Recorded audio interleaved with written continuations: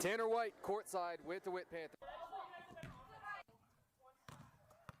And this is just for me to Jessica Kennedy.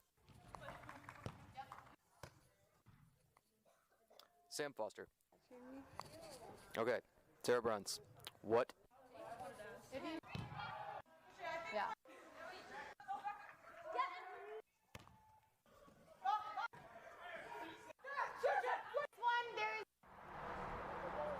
Tanner White down on the sideline at Husky Stadium. Just beyond the end. Tanner White down on the sideline with Kalamazoo College head coach Jamie Zorbo before Tanner White in Matawan. Tanner White and Kalamazoo College head coach Jamie Zorbo.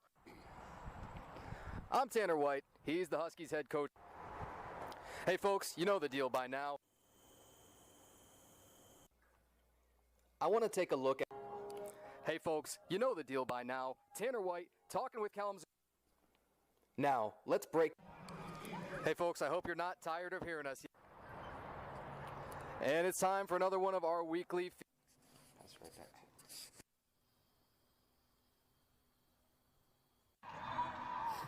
to Tanner White talking with the Huskies head. Tanner White and Kalamazoo College head coach Jamie Zorbo. So, just like the Tanner White and Kalamazoo College head coach down on Angel. Tanner White courtside. Tanner White and head coach Jamie Zorbo for the last time for the year. Regret. I'm Tanner White. He's Huskies head coach.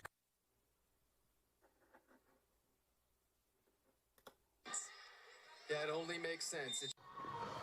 Tanner White pregame with Coach Dave McAmer. Tanner White and Lancers head coach. Tanner White with the Wildcats head. Tanner White with Matawan Wildcats head coach. Tanner White with Lakeshore coach Brian Sim.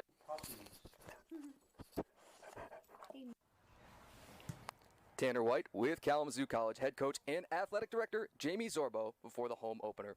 First off, Coach, I want to acknowledge the kind of mountains that you're moving. For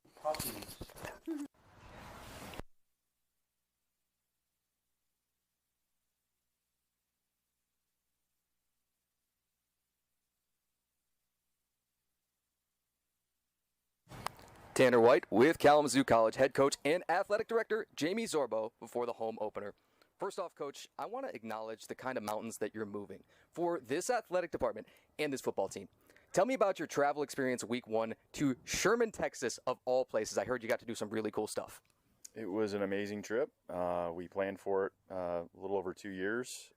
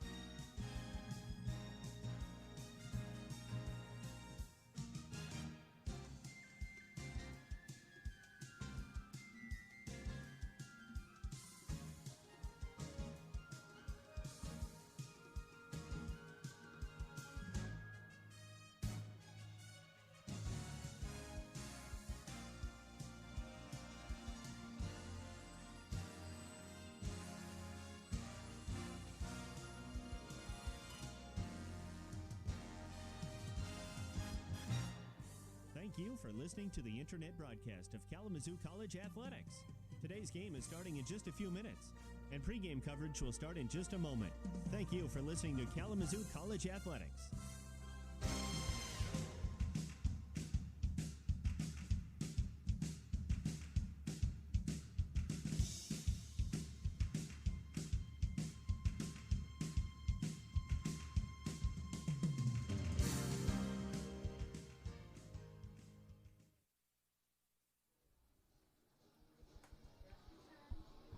Good afternoon, folks, and thanks for joining us on this most glorious of holidays. It's the home opener for the Kalamazoo Hornets football squad.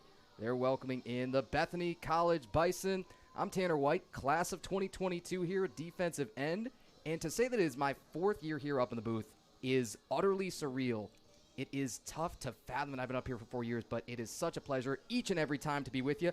And such a pleasure to welcome the newest member of our Kalamazoo broadcast team. Nathan Bierma, could you please hit us with your elevator pitch?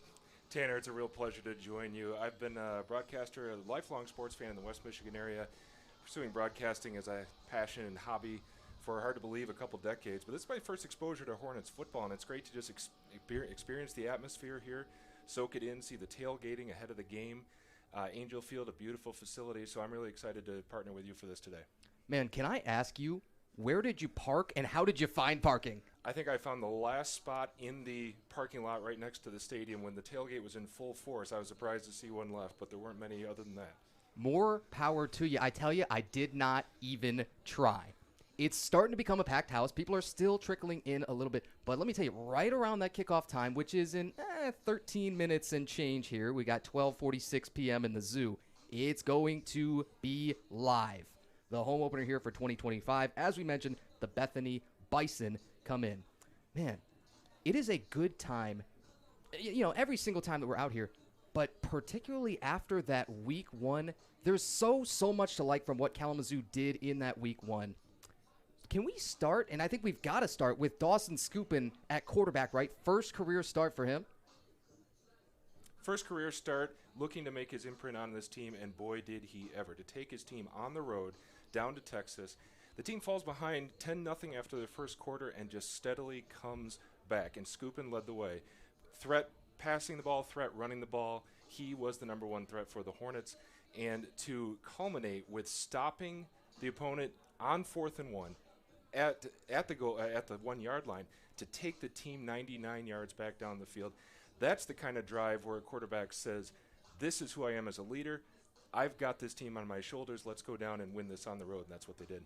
Yeah, for a first career start, that level of poise and that sort of audacity to say, guys, I'm winning this game for you, was unbelievable to watch. The numbers again on Dawson Scoopin from that week one down in Sherman, Texas. 16 of 24 passing, couple of touchdowns, no turnovers. That game-winning 53-yarder to Aaron Zeckman. 21 carries as well, the leading rusher with 98 yards on the day. There is so much to be excited about. Now, Lucas Hannafin, you might have heard that name before, right?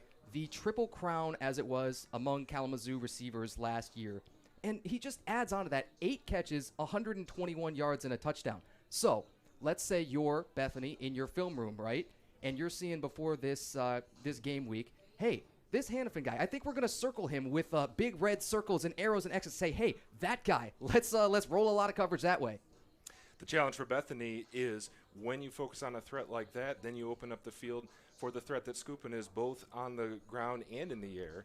And don't forget about Connor Bell either on the ground.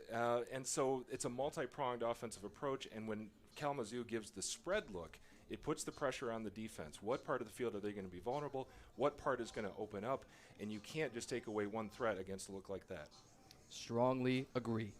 Dawson Scoopin takes over for fifth-year starter Josh Nichols from last year. All-time Kalamazoo records, we'll just throw out a few of them. Passing yardage, 82-61. Total yards, 84-29. Completions, attempts, second all-time in passing touchdowns. And the offense essentially didn't miss a beat.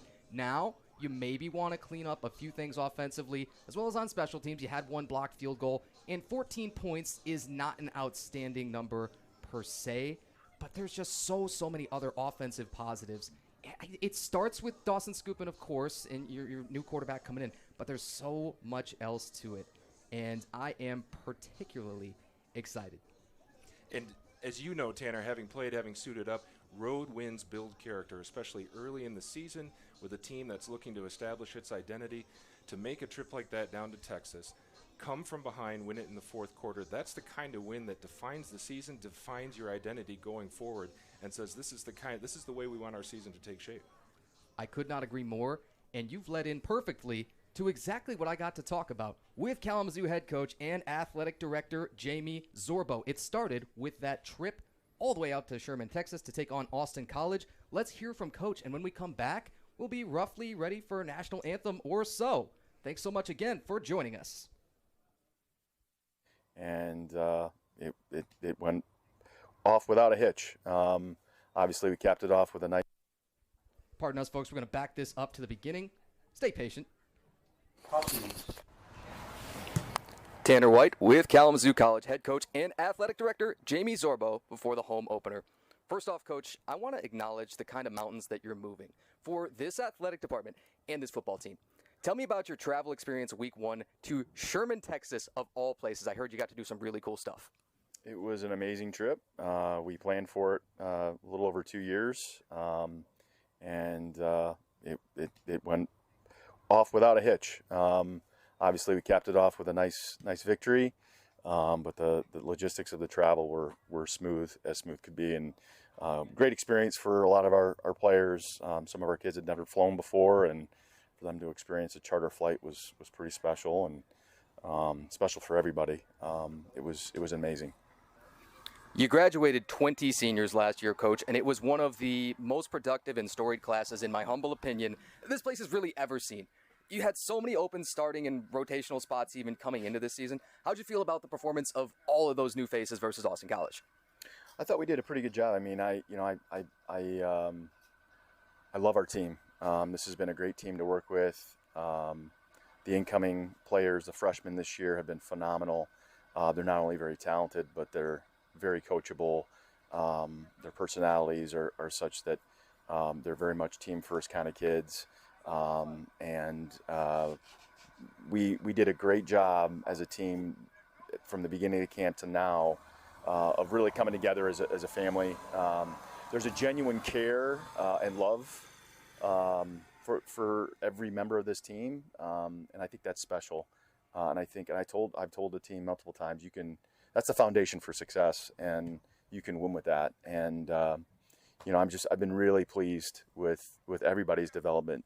Not just the first years, but certainly, some of the newer faces that you're referencing, guys like Dawson Scoopin, who's waited his turn. He's worked really hard to be in the position that he's in now. And, he gets his first collegiate start last week and does a phenomenal job of leading us to victory. Then you got guys like Hannafin who've been great players for us and, are taking it to another level. Hannafin's kind of been the focal point for our offense and will continue to be. And then, we got other guys, new faces on the defense. You got guys like Ben Maurice, who started last week at safety and did a phenomenal job. You got guys like Ray Cargill and Corey Garrison, who have been phenomenal for us and, are entering yet another year of playing a lot of football for us. So I've just been really pleased with everybody's development, but I've been particularly impressed with our first years and how they've meshed so well with our team. Yeah, that's huge for going forward with all these young guys who are going to get lots of game reps, right? Absolutely, yeah. We've had to manage things early on here so we can play some JV games, which we play our first one tomorrow. So you're not going to see some new faces today just for that reason, so we can get them in the game tomorrow. But as the season goes on, you'll definitely see more and more of those kids get reps, whether it be on special teams or in the rotation on offense or defense. But we did start some freshmen last week. Sam Reynolds at offensive line did a great job in his first start, his first college game. We had Jeff Hudson at corner, did a great job coming in and spelling our guys and made some plays. So you're going to see more of that as the season goes on. And finally, it's keys to victory, Coach. Like every single week, Bethany Bison in front of you. Talk to me about how you get it done and go 2-0 here on Angel. Yeah, I think it's so important for us to keep the focus on us and doing what we do, how we expect to do it, the standard at which we expect to play. It's not about who we play today. This is a team that I think in Bethany that we don't know a ton about. I think they are a talented team. They're very young, and we've got to take advantage of some of that youth and experience by playing very disciplined, playing very physical, and playing for 60 minutes. So we weren't able to do that last week. We didn't start the game particularly well, so there was a lot to work on, a lot to point to for improvement. And we've worked really hard this week to address those issues and hopefully perform at a higher level today. Hey, thanks so much, Coach, for talking to me again, and good luck today. Thanks, Tanner. It's always good to see you. You as well. So, a little rookie move. Sorry we started that a little bit early. Had to back it up for you. But there is Coach and Athletic Director Jamie Zorbo on all the keys of victory today against these Bethany Bison. You got 12:55 p.m. here in the zoo, and we're nearing coin toss. Who you'll see kneeling right over by that Hornet logo now is one of the biggest pillars of this Kalamazoo community, the athletic department, but the entire city of Kalamazoo as well. That's Kimberly Moss with, well, you have a couple of cameras side by side there, right? Different lenses. Absolutely a fantastic job. And if I were you, go ahead and look up all of her. Give me a moment here and check out her socials. I got to shout this out because she does such a fantastic job around the entire 269 area at Kimberly Moss Photog on Instagram. Sports photographer. She says in Southwest Michigan, but it is quite literally impossible to escape her around the city of Kalamazoo here. You know somebody like that? You ever see them in 1,000 different contexts and you're just like, my goodness. Do you ever go home? Do you sleep? And now we're going to have our PA announcer take it away and national anthem coming here in the zoo.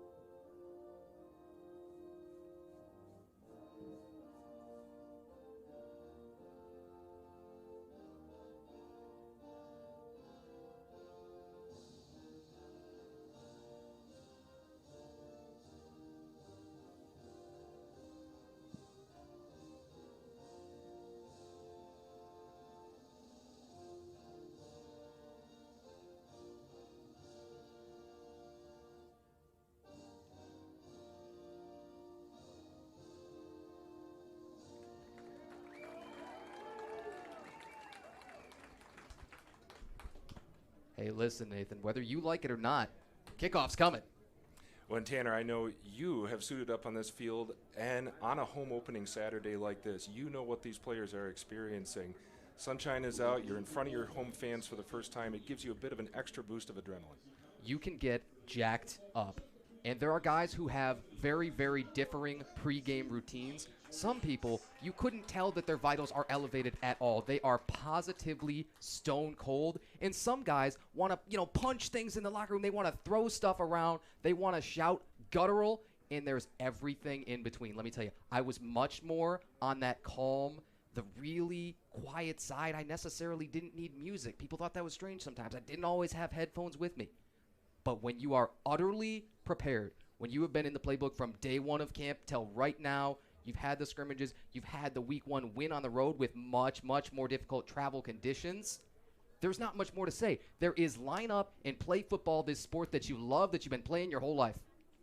And I know once the game starts, your focus is between the sidelines. But at this point, when you turn around and see the fans in the stands for the first time all season, and you know and you see and you hear who's behind you, that has to give you an extra boost.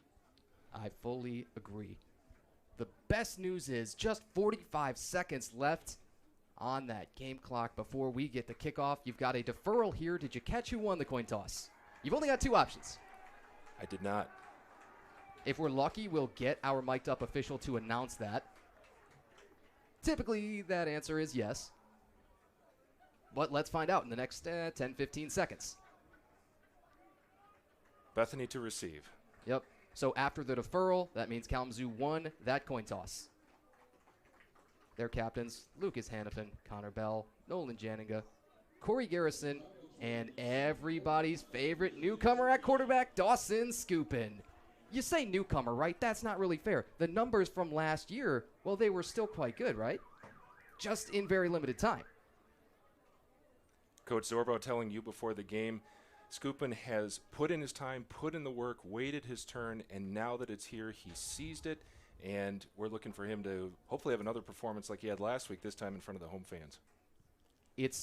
There's probably some temptation because of what you saw with Scoopin in the offense last week, in fact, to take the ball, and yet, that is after a one coin toss, and yet so often, the right decision is to defer to the second half, right? Have the ball last, ideally. And as a defender, you know, you're thinking when the other offense takes the field first, if we get him on a 3-and-out, we get him on an early stop, that's like getting the first, it's a chance to have the first meaningful possession of each half. Indeed, it can be. And if you double dip and you score on that last possession of your first half and the first of the second half, that's where a lot of avalanches start sometimes. And the opposing team blinks and they're like, oh, where'd this game go? We're out of it.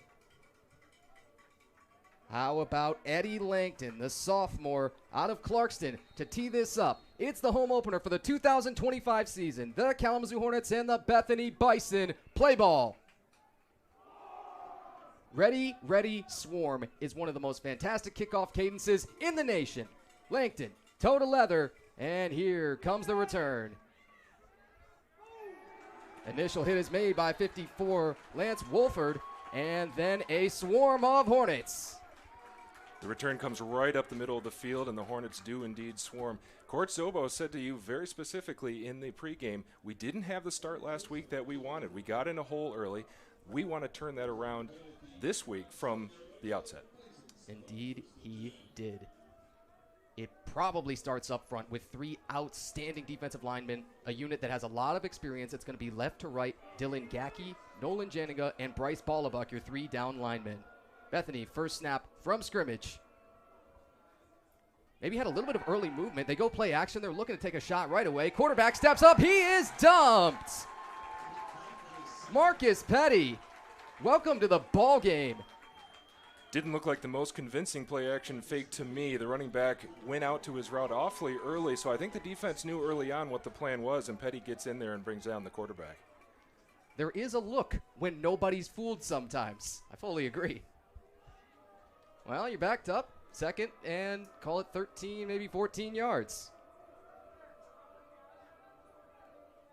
Back out in a two tight end set. A give, and they're going way, way backwards. That's Leonard Humphreys off the edge. Humphrey flat out beat his man. He was in the backfield at the time the ball hit the hands of the ball carrier. No chance to go forward on that one for the Bison. Everybody loved this Leonard Humphreys guy.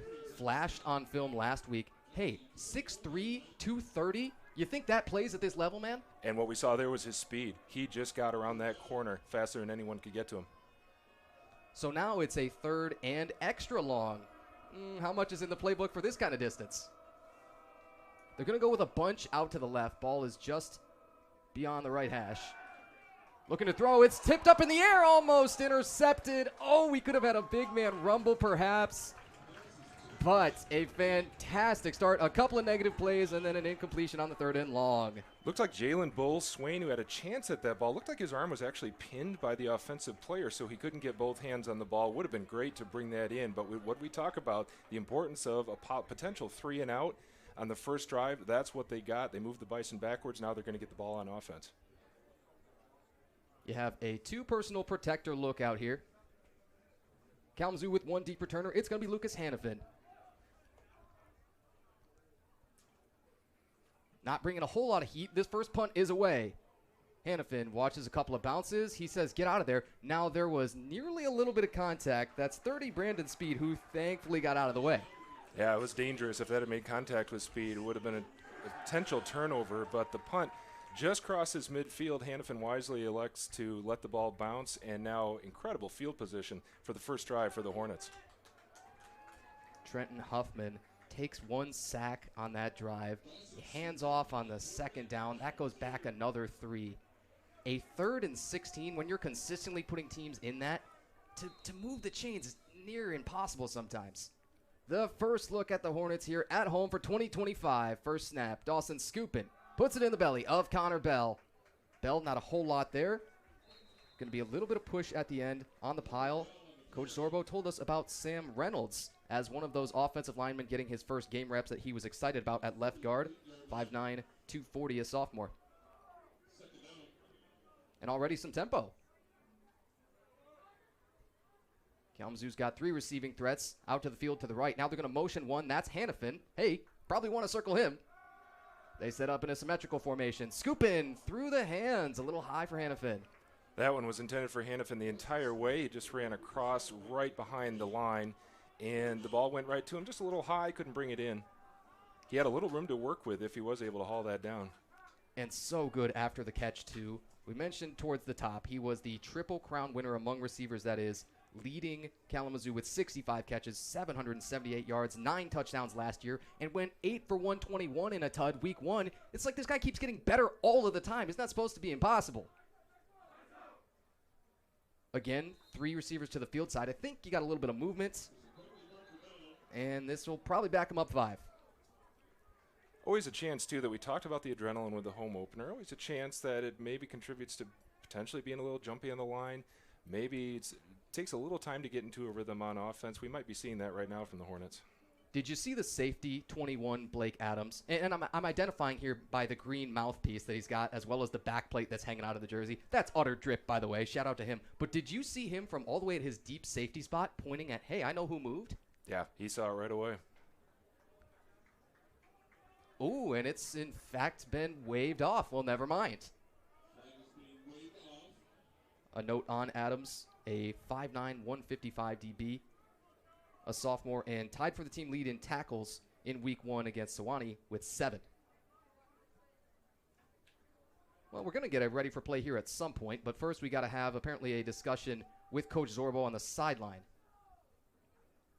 I am entirely up for suggestion. What do you think this is about if they've waved off the penalty? That's strange to me because I thought the call would have been offside or early movement because the ball was dead when the flag came out, and that's not the kind of call you see reverse very often, so I'm a little puzzled myself.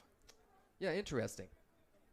I tell you, someday we're going to load up the Jeopardy theme on here, and when we get one of these delays like this, we'll just play it over the broadcast. You feel me? Absolutely.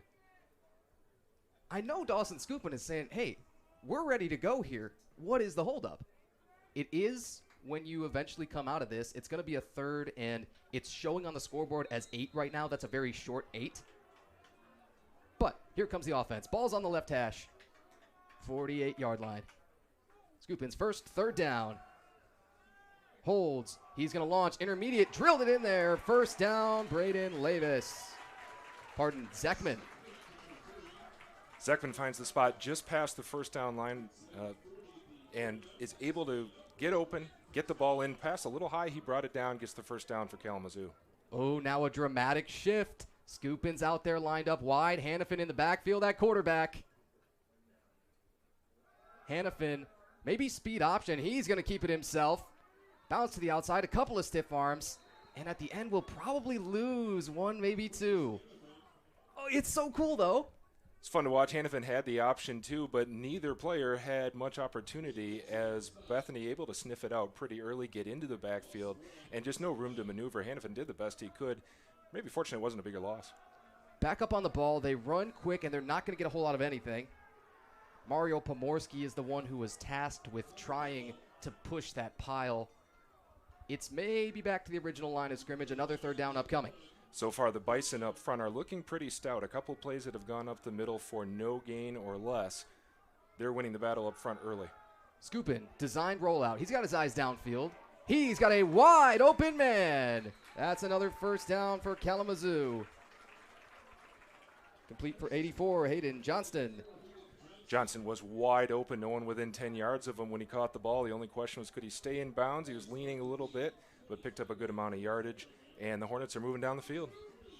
So difficult to make that decision between do I go and pull up the quarterback or do I stick in coverage there? I'm glad I never had to make that decision. Hornets back on the ball. They got a first down. Good drive upcoming. Scoopin wants to throw for the end zone. Hannafin! Touchdown, Kalamazoo! The first one here at home for 2025. Hannafin found some room deep down the field, but how about the protection, too, for Scoopin? Lots of time, able to get comfortable, get his feet set, make that throw. His man was open, brought it down. Hey, is this like a really, really good connection? And talk about the difference between last week going in the hole. Coach Zorbo saying we want to get out to a strong start. It's a 3-0 and a touchdown. Incredible. Eddie Langton to tack on the extra point. We'll mention a lot about special teams throughout this one. They've been a struggle for a couple of years since Kalamazoo, back in 2023, graduated Ian Burr. They haven't been entirely sure what they want to do, who is going to fill some of those spots. You had Emery Roberts last year, a lefty kicker, who got to come into his own a little bit, and yet just 5 of 7 in field goal attempts. So not a whole lot to their kicking game. With the punt game, you may see a couple of different guys back there. You know, the return game, that's pretty solid, established right with Hannafin as your number one returner that you really love. But I love special teams, and I know Coach Zorbo does too. I know that's a huge emphasis in practice. Yeah, they're looking for consistency, and there's only so much you can learn from an extra point, but for what it's worth, and we were watching in warm-ups too, a lot of air under the ball on that extra point and split the uprights. Hit the brick wall back there, actually, here at Angel. Yeah, that's how you know he unloaded on it. Correction on those numbers, Kalamazoo 4 out of 7 in field goals last year with a long of just 28 and did allow 1 blocked field goal. It's going to be Eddie Langton again, teeing it back up. He'll be the kickoff specialist as well as the place kicker. Ready, ready, swarm. I want to say it every single time, man. It's so cool. We get to hear that on the crowd mic and everything. This is returns. Cut outside and a swarm and a sting. Ouch. Zach Sykes. That's the second time Zykes brings it straight up the middle on the return, and the second time the Hornets were able to get to him. 3 black jerseys on him when at the initial point of contact, and he goes down. Like I say, a little bit jacked up for the home opener, because as Sykes came out of that pile, I mean, he's letting everybody know it. And as a former defender, what does it do for you when your offense goes out, puts a number on the board, then you're back on the field again? It gives you an extra measure of confidence. At that D-line spot, you might be thinking, hey, can we take a little bit longer to score next time? I want a little bit of a blow. But maybe that's just me. I'm sure these guys are in fantastic shape. They'll motion a tight end. He sets up right. They try and run that way, and they're going way, way backwards. I mean, Garrison, Janiga, everybody. Ballabuck in there, too.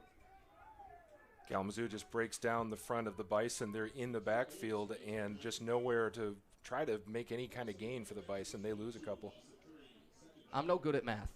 3 out of 4, though, plays are negative. Yeah, man, where do you go from here to get something on there that first down offensively even? Well, as you know, as a defender on the line, that's a reflection of winning the battle on the line of scrimmage, the battle at the point of the ball, and right now it's going the Hornets' way.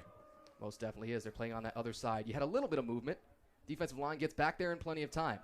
A zone run outright, and knocked down again for practically nothing. It's TJ Owensby, that experienced fifth-year back out of Cincinnati, Ohio. He's going to be the bell cow. Anytime a player is able to come from a position behind the line and meet the ball carrier at or just in front of the line of scrimmage, you know he's worked his way through the defense, he's scouted the ball, and he's in a position to be able to stop any further movement at that point. The Bethany kick returner is Devin Colson. We should note that. Returned that ball 19 yards to the 25 before Sykes swiftly put an end to it. Another 3rd and long. Hey, have we said that? 3rd down, 13 yards to go on their second offensive possession. The Hornets going to bring 5. And he's going to step up, get sacked. Again, he is dumped. Corey Garrison. Huffman seemed to pump fake, and I thought maybe that was the time to make his throw, because as soon as he brought the ball back down, he was out of time. It was good penetration up front by the Hornets. But I expected Huffman to know that the pocket was collapsing and maybe it was time to air out the football. At the same time, he didn't want to make a mistake at this point in the game at this spot on the field. It's true, you're backed up, and the field position situation doesn't get a lot easier with Hannafin back there. You might see them bring some pressure on this punt. Indeed, they won't. It's another one of those hold-up returns. Hannafin real early called fair catch and made it just beyond the 40-yard line. That was Langley, the lanky punter for the Bison, and he got a lot of air under that ball, just not enough time when Hannafin caught it to get anywhere on the kick coverage. Go ahead and say that 3 times fast. Langley. Lanky Langley. I was afraid it was going to trip me up. Yeah, I don't blame you at all. And it was great coverage, too, from, I believe, the long snapper there, Blake Adams. But what we saw on that punt that we didn't see the last time was the height. The air under the ball allows your coverage team to get there. When you have a threat like Hannafin, you want to get in front of him as soon as you can. Agreed. That was well done on the coverage. Kalamazoo back out on offense. First possession, nearly perfect. 3 completions, 51 yards. The touchdown from Scoopin to Lucas Hannafin from 23 yards out. So good to see the sunshine, especially because when we got to the stadium today, there had been a lot of rain that had been coming down. We wondered what the condition of the field might be. Looked pretty solid during warm-ups. Haven't seen any footing issues so far, but something about sunshine on a September afternoon that just adds to the atmosphere. So thank your lucky stars that it turned so beautiful. Kalamazoo puts their 3 receiving threats to the field. They're going to go RPO, complete. Hannafin, this has got a whole lot of life. Hannafin, down the sideline, a stiff arm, he's still in bounds to the 15. When you have a playmaker like Lucas Hannafin, you want to give him the ball and put him in a position to use his speed. That time the fake goes right, wide receiver screen, give it to him in the flat, and he has some daylight. He knows what to do with it. His speed is able to just get downfield. But and we're looking at laundry on the field. Yeah, we've spoken too soon. Shame on us. It's going to be a hold. It's going to bring this whole thing back. Are you feeling on every single touch of the football how dangerous this Lucas Hannafin guy is? I'm trying to reiterate it on every drive, and then he just does something again that you're like, I haven't seen this. This guy has every tool in the bag. Absolutely, and as devastated as you are to see that one come back, you also have to look at what he knows he can do now against this Bison defense. That first attempt that went to him, he had some room. If the ball had been in a place where he could have brought it in, you know it's just a matter of getting the ball in his hands, get a little space in front of him, and he'll do the rest. The one solo receiver to the left, nearest us is Braden Lavis right now. Tight end off the ball to the right. Scoopin's looking that way the whole time. He's going to complete it for that tight end. He picks his way through, and he should have a first down. Jaden Johnson. Yeah, like you said, Johnson, the first option looked like from the get-go. Just a little quick out. He was hunting that first down marker, gets the first down for the Hornets. Yeah, based on those spots of the penalty where the flag was thrown versus the yardage, sometimes you get funny stuff like that. Scoopin handed off after a ride, and this is Kyler Majorana. He's near the first down on a great first down carry.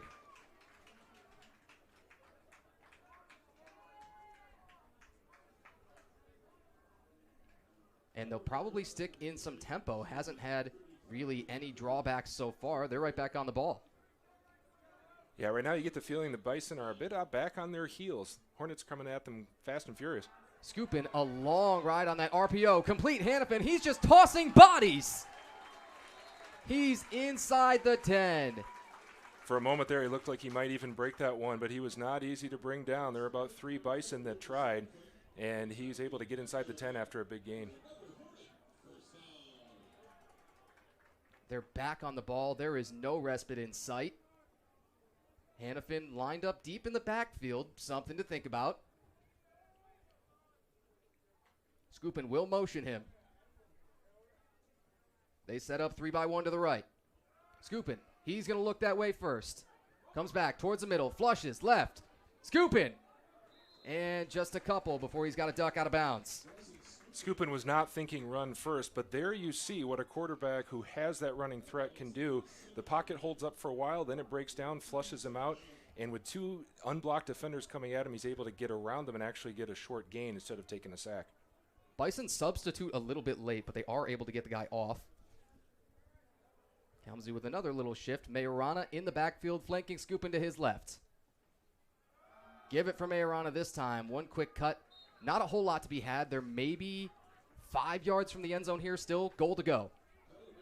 Good to see Majorana get a couple reps. Didn't get the call as much last week here in the early going. He's an integral part of the running game. Scoopin 6 of 7, throwing 2. Hey, I think that guy's integral. You know what I mean?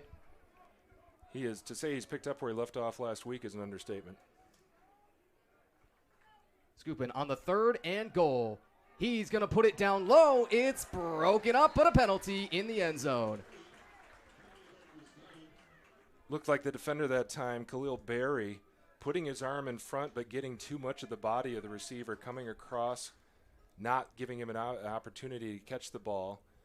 It was close because he did get the arm in to swat the ball away, but took too much of the receiver's body away. Gets the flag, fresh set of down for the Hornets.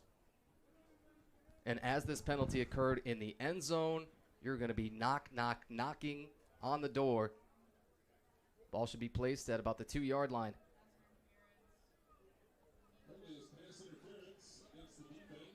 Okay, talk to me. Quarterback run game? Is it Majorana first? You play coordinator. We haven't seen Skupin get the call to run as a primary option so far. It seemed this would be an ideal opportunity for that to happen. At the same time, he has so many weapons around him. No reason to go away from those. Speed option. Pitch out. Majorana. Put it on the deck. He got it back, and it's going to be a big loss. Nearly a disaster for the Hornets. Majorana able to bring that ball back in. Skupin on the option. Had the defender right in front of him. It was the right call to flip to the back. Ball came loose, and Hornets do have a big loss, but they're lucky they hung on to the football. And did you see the substitution? Now it's Connor Bell in the backfield, perhaps related to the events of the last play. Nonetheless, Kalamazoo is still looking like a buzzsaw on offense. It's still goal to go, by the way, but now they've got 10 yards to go and get. They're going to motion all the way out to a 4-by-1. A flag comes down first. Likely early motion on Kalamazoo. They're walking backwards. And so what started as 1st and goal from the 2, now they're seeing a lot more yards in front of them, between them and the end zone. It does. It gets more complicated. In this high-ish red zone, still, you can play for a field goal. They didn't elect to do so much of that week 1 against Austin. You can take 2 shots to the end zone. You can kind of get halfway here. Hey, we're going to find out real soon. This is 2nd and goal, but from the 15-yard line. Dawson Skupin. Design rollout to his right. Pumped. Holds on to it, and he is slung out of bounds, probably picks up nothing. Got to credit that to the Bison secondary. Every receiver was bottled up. Skupin had all the time to survey the field, didn't find anywhere he could put that ball, forced out of bounds to the sideline. When you do roll out that way to the boundary, the field kind of starts to shrink. You're not necessarily able to do that full, kind of 180, no scope, no look deal, and throw back to your left sometimes. Kalamazoo coming out 4 wide. 3 of them in a bunch to the left. Goal to go from the 16 on 3rd down. Skupin all day, tall in the pocket. Finally going to have to flush. Skupin still got a ton of room. Tucked it. Dropped 1 defender. Still is only going to get about halfway there. And you're probably talking a field goal now. Again, it was excellent protection downfield because Skupin had all day, surveyed each of his options, and none of them was open. By the time he turned the corner, wasn't able to get to the end zone, just not enough room left. The call has been made. Field goal units coming out there. So the Hornets disappointed, and yet an opportunity to put the Bison where Austin put the Hornets last week and take an early 10-0 lead. Eddie Langton back out there. This is left hash. Langton from the 8-yard line. It's a little lower this time, but he put it through. 10-0 Kalamazoo here in the first quarter.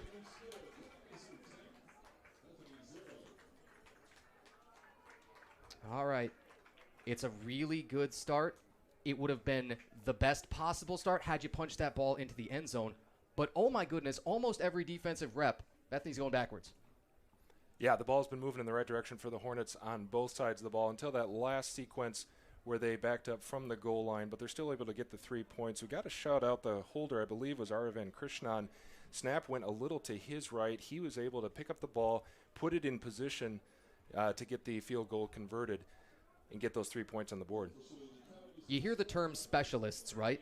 Most people think that often refers to your kicker and punter, and of course it does. I think as specialized as anybody are the short snappers and the holders. When your operation isn't 1,000% right, that results in way too many blocked kicks and way too many offline rushes.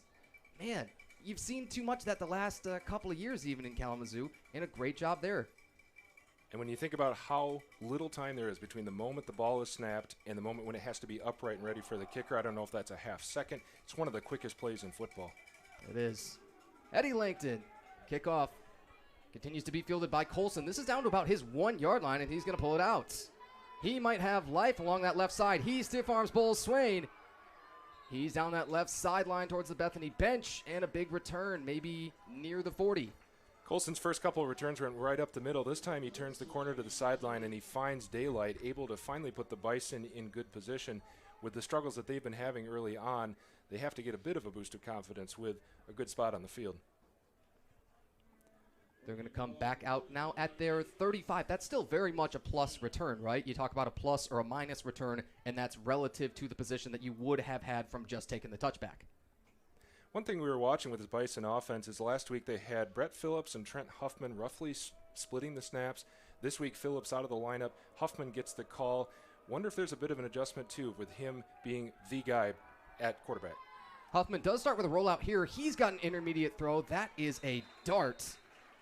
Good looking throw for 2. Jacob Burns. First time we've really seen the Bison air it out and try to go downfield. Burns gets some space near the sideline. It's a quick first down for Bethany. They're looking to change the rhythm, change the pattern that's been happening so far. Call like that, bit of an aggressive call does that. Huffman's clapping his hands saying, hey, let me get this snap quick. He's going to launch this thing out to the sideline. That is a self-preservation throw as Ballabuck gets the QB hit.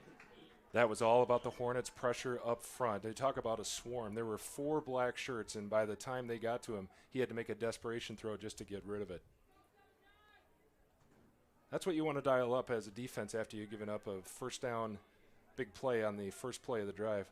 And that was the first down of the ball game for Bethany.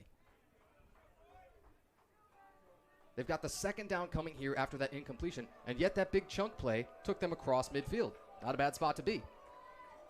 We'll do the 2nd and 10. A fullback and an off-ball tight end, both set to the right. They run left with Hornsby. Not a whole lot. I mean, Corey Garrison is down low, Ballabuck up high. Everybody is playing on the other side of the line of scrimmage, man. He had just enough room to make a bit of a lateral move, but that was it. He was down after a couple maybe, and the Hornets again sealing up those gaps up front.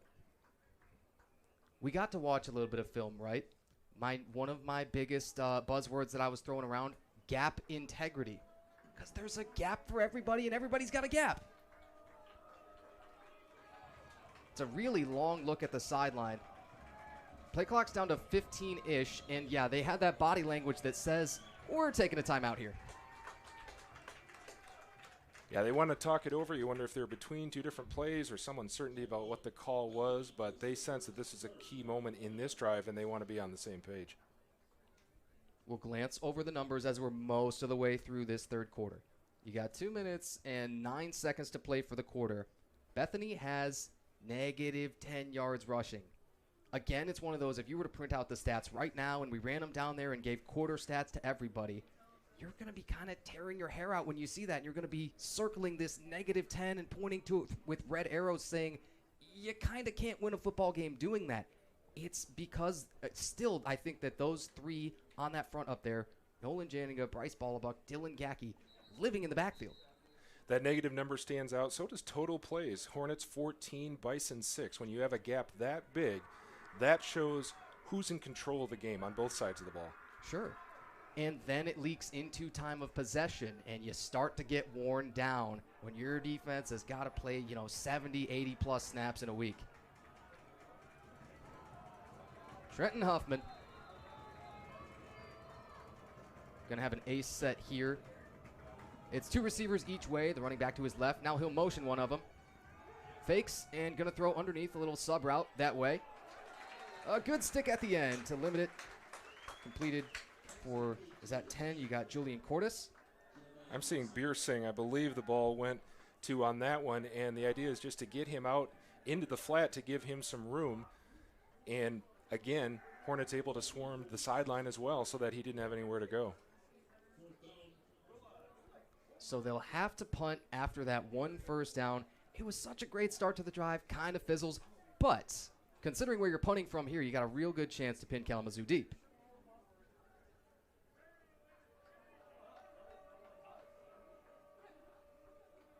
Punt comes here from the 48, the plus 48. Hannafin still the one deep returner. He called fair catch, and he hauled it in. Should be around the 17-yard line where the offense will come back out. So the worst case scenario would be is get pinned in back by the goal line. Hannafin saw it was going to be a shorter punt. He was going to field it around the 20. Even though he's behind the 20, it's smart to bring that in so that the ball doesn't roll down toward the goal line. And I mentioned Kalamazoo's had their special teams struggles for the last couple of years. On the Bethany side, some of the numbers from last season kind of make you recoil. 1 of 5 in field goals. You went 0 of 2 in onside kicks, 25.6 yards a punt. How all of that leaks into, again, things like time of possession and where you start each drive, that's kind of scary. They'll start in a bunch to the left. A toss that way. Majorana. And he falls forward carrying Bison. You got to be really strong to carry one of those. And Majorana, again, the primary option. This time it's the toss. Send him to the side where there's some room. And he's able to go straight ahead and get a quick first down. Yeah, you know, I didn't plan for this. I planned for Connor Bell, again, to be the bell cow, as it were, and we haven't quite seen that yet. Guessing the Bison are thinking the same thing. They say, we watched Connor Bell on film this week. Of course. Scoopin, flushing to his right. Majorana helps set the protection. He drilled it in there. It's caught. A first down for now, might come back. It was completed for Krishnan.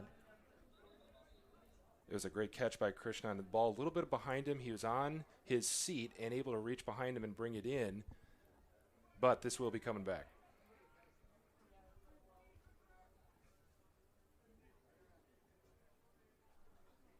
Eventually, they'll tell us that. We're waiting oh so patiently.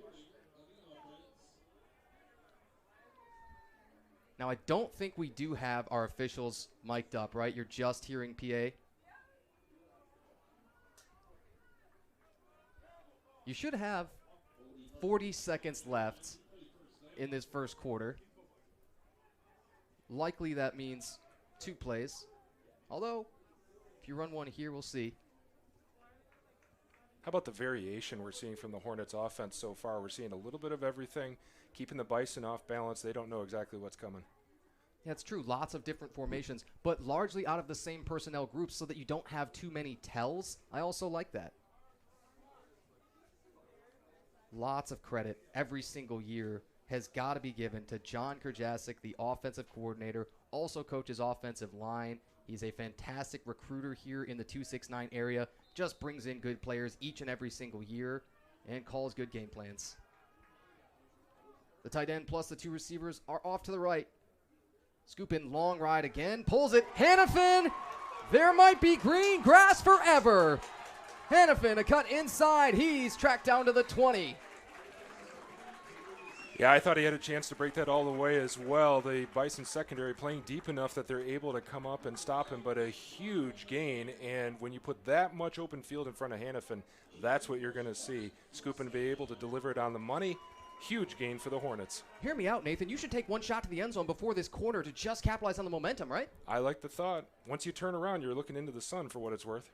They will go RPO complete again for Hannafin. He's got room. He cuts inside. That's filthy.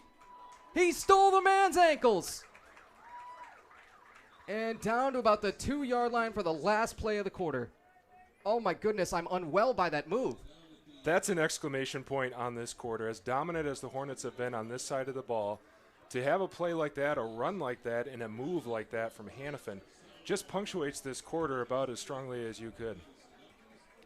Nathan Bierma, my man, did you pick a good one to come to today? Dude, talk to me. It's incredible to see the Hornets come out with this much confidence, this much control of the ball, as we mentioned, at the line of scrimmage. And offensively, what it seems to me is they're willing to try just about anything. They'll spread the ball around, but they're also going to feed Hannafin, who's such a threat. At any spot of the field, you can get it to him. And it's just been dominant so far for the Hornets. And unlike last week, where you struggle in the first quarter, that lets some doubt creep into your mind, you have to overcome that in order to come back.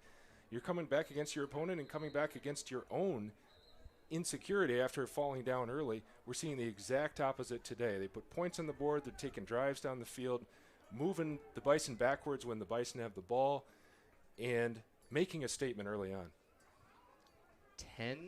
1.8 yards a play for a whole first quarter. Hello? 220-plus total yards. Scooping practically perfect throwing the ball right now. You're looking at 8 out of 9, 176. I mean, again, the only thing you wanted to do was punch in that touchdown when you had the goal-to-go possession first. Everything else about as perfect as you could draw it, right? There's no question they wanted that 7 last time, and yet if they get it here, they'll get a bit of a comfortable margin. A big shift like Kalamazoo is wont to do. It's Landon Russell in the backfield this time. Russell's going to carry. He got a bit of a slow start and then headed backwards. Was moving to his left, wanted to cut it back to his right, just didn't have enough time. Saw a bit of turf and debris fly up when he made that hard cut. There just wasn't enough room to turn it around. Russell, the third back through that we've seen already carry the football, in addition to Connor Bell and Kyler Majorana. They've got Krishnan in as the off-ball tight end to the left, plus a couple receivers that way. Hannafin in the slot. Scoopin, going to go RPO again. He's going to throw it for the end zone. It's caught. Touchdown, Zekman. Zekman was one-on-one matchup, just beat his man to the inside. If Scoopin puts it in the right place, there's nothing the corner can do about it, and that's what happened. Hit him on the inside, on the money, and the Hornets take a wide lead. So I get to talk with this very cool position that I'm in, right, having been alumni and all that, great friends with Coach Zorbo still and all that. I get to talk to players often, and I asked everybody before this season started, hey, who is the guy you're most excited about? Who is the number one guy that you think is going to have a breakout? By far the most common answer, Aaron Zekman. Extra point, up and through, Langton, just about perfect in Kalamazoo. 14-22, second quarter, the Hornets 17-0. You mentioned what the teammates said about Aaron Zekman, and it's so cool that you're able to do that and hear teammates talk about each other. They have their own personal goals for the season, but they're also truly excited about, they know that Scoopin has a chance to be a breakout star this year. They want to see what Zekman's going to do, and to see the excitement that they have for each other's goals as well is really special. But yeah, Zekman showing why his teammates knew he was special coming into this year. I mean, speaking of special, it's 5 for 142 for Hannafin right now. That is nonsensical in every way. Zekman appears like he is going to be throughout the season the number 2 target, right? Everybody's super excited about him. 13 different guys out of responders that we've got so far said Aaron Zekman is going to be one of our guys this year. He's going to be a ringer, and he's got a couple for 18 and a touchdown. Just about the only thing we didn't see in that first quarter was a lot of Dawson Scoopin running the ball. He was their leading rusher last week. Now, he hasn't had to, and if you have good options, go with what's working. But I'm curious if he's going to get the call a little bit to move the ball up the field himself with his legs. We'll find out on the next Kalamazoo offensive possession. Eddie Langton from the left hash to kick off. This is the shortest kick so far, still fielded by Devin Colson, the right side returner. Colson, a tiny little seam. He is punished again. I mean, Zach Sykes is just kind of scary looking. Neck roll and everything. You mentioned this is a young Bison team coming off a 1-win season, coming off a big loss last week, making a big road trip to Michigan, which is far outside the area that they're going to play the rest of their games in. It's a challenging order for a team that's this young. I think you counted 60-some freshmen on this Bison roster, and they're showing some inexperience. Hornets as well have some youth, but so far they're looking like the poised team. And how do you respond? Trailing 17, they start trying to stretch this out on the right side. Gacky, good loss on the first down.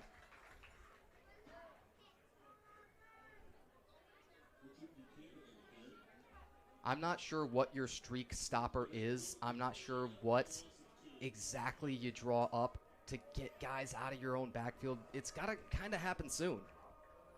And for the Bison, they're just thinking, how do we put a few positive plays together? How do we get a first down? Right now, you're not even thinking about the scoreboard. You're thinking about getting this ball moving forward somehow, some way. Yeah, that's right. You've had just the one first down for their offense so far. Trenton Huffman, a real long look in at the sideline. I mean, I wondered if they were going to burn a timeout for a moment. I'm going to say again, this maybe wasn't the starter last week. You wonder if there might be some issue, confidence or communication with him at quarterback. Yeah, communication I did want to talk about. As long as that look was all of your skill positions, turning your head, getting all the signals from the offensive coordinator, presumably a couple of times, and then you do get a little bit more out of that run. That was, going forward has been a positive change, just gaining yardage on that one. But still, the numbers are going to show 8 carries right now for -12 rushing. As a defender, even, you're watching the quarterback look in that long, and you sense being right over the ball that something isn't quite clicking. That was Richard Buchanan, that last carry. Huffman out of a double set. He's going to motion a receiver. He'll bubble motion behind him. Looking all the way to the solo side. He's going to be sacked. Janinga with the third of 3 Kalamazoo sacks already. Looked like Huffman wanted to go deep. He was looking to the sideline the whole way, looking for a big gain, and the clock just ran out on him. The offensive line of the Bison just not able to keep the pocket intact. Huffman not enough time to get the ball out, and it's another punt for the Bison. The 3 sacks, the negative rushing yardage, well over 200 total offensive yards. It could get really lopsided really quick. We mentioned a little at the outset what's at stake for the Hornets here. Coming off a big season-opening road win, the chance to go 2-0, to put 2 wins on the board for a team that is this young, is establishing its identity. That's a great opportunity. Really is. The punter, Langley, snapped off another fairly short one. Hannafin, fair catch. And the Hornets offense still gets a start at their own 42. So my thought, where is the respite? I mean, that Bethany defense, every time they look up and they're coming back out there, they're probably doing a little, oh boy, you wiping the brow. And we're even seeing that a little bit from the Kalamazoo defense in front of us as they take a breather. The offense is a little bit too quick, right? That's a good problem to have. Yeah, absolutely. They wouldn't have it any other way. Kalamazoo offense gets to start at their own 42. Same personnel grouping here. It's 1 back, 1 tight end. Scoop in looking left. A swing for the back. This time it is Connor Bell. Bell moves a few. If he got that final roll to be added into his forward progress, it might be 6, maybe 7 yards. That time they allow Maltzby to come in unblocked in order to get a blocker out to the flat and able to get a gain along the sideline. Second down. We'll call it 5. Scoopin continues these long rides. He does hand it off for Bell. Now this maybe took a little bit too long, and the Bison, can we call it a stampede? Very fittingly. I like that. Yeah, it looked like almost a bit of indecision on Scoopin's part. It looked like neither option was great on the read option. And by the time he did get the ball into his back's hands, the Bison were upfield. Kalamazoo's going to set up 84 Hayden Johnston in that slot on the right. A double set. Scoopin on the third and medium. He steps up. He rolls right. He's got a completion for Hannafin. That sounds familiar. Scoopin gets bottled up in the backfield as the Bison pressure gets to him, and how frustrating is that for your defense when you are able to penetrate, get the quarterback in trouble, and he's able to check down relatively without too much stress to a guy like Hannafin. Hannafin gets upfield, gets the first down. I don't think it's a coincidence that they just made a couple of subs along that defensive line. Grant Snyder is the one I'm looking at right now, a sophomore, and at that nose spot goes 6'2", 240. Just need fresh bodies as your defense has spent so long out there. Trips out to the left. They'll throw quick. Oh, and a wonderful swipe tackle. Wow. That's tough to teach. Somehow reaching out while being blocked. Looked like it was Shepperson for the Bison. It looked like that was executed about as well as it could be. Looked like there was room upfield, and Shepperson turns around, gets a shoelace at most, I think, to bring down the ball carrier. It was a real short gain, or maybe nothing, complete to Josh Anderson. It was fantastic. Scoopin, more run pass option. Drills it in. Anderson, maybe catch fumble. No, incomplete. I was going to say, I don't know if he actually brought that ball in. He had a little room in front of him, may have been thinking, too, about turning it upfield, just didn't have the ball secured. What still stands out for me from this Hornets attack is the different looks they're giving this Bison team. We talked about they're young, now they're tired, and they're throwing a little something different at them each play. That all comes back to John Kerjasic upstairs, your offensive coordinator, your eye in the sky, and your criminal mastermind. Third down, 10. Scoopin. Got immediate pressure in his face. He's crushed. He's got a completion. He hung in there and threaded a needle for Zekman. He had Grant Snyder in his face mask. Snyder beat his man, got to the quarterback. Scoopin not only able to get rid of the ball and prevent the sack, but to get a first down out of it. Seemed like pretty unlikely when you saw Snyder up on him, but that's what happened. That was the change that they had just made. I told you, man, you get some fresh bodies in there on that defensive line to try and help out everybody that's rotating through. And it worked well, and still you give up a big chunk. Another first down. Scoopin fakes. Scoopin got a lot of pressure this time. He ducks a couple. He's going to take off, get something out of it. Scoopin, Magic Man. And it's a Scoopin score. Are you kidding me?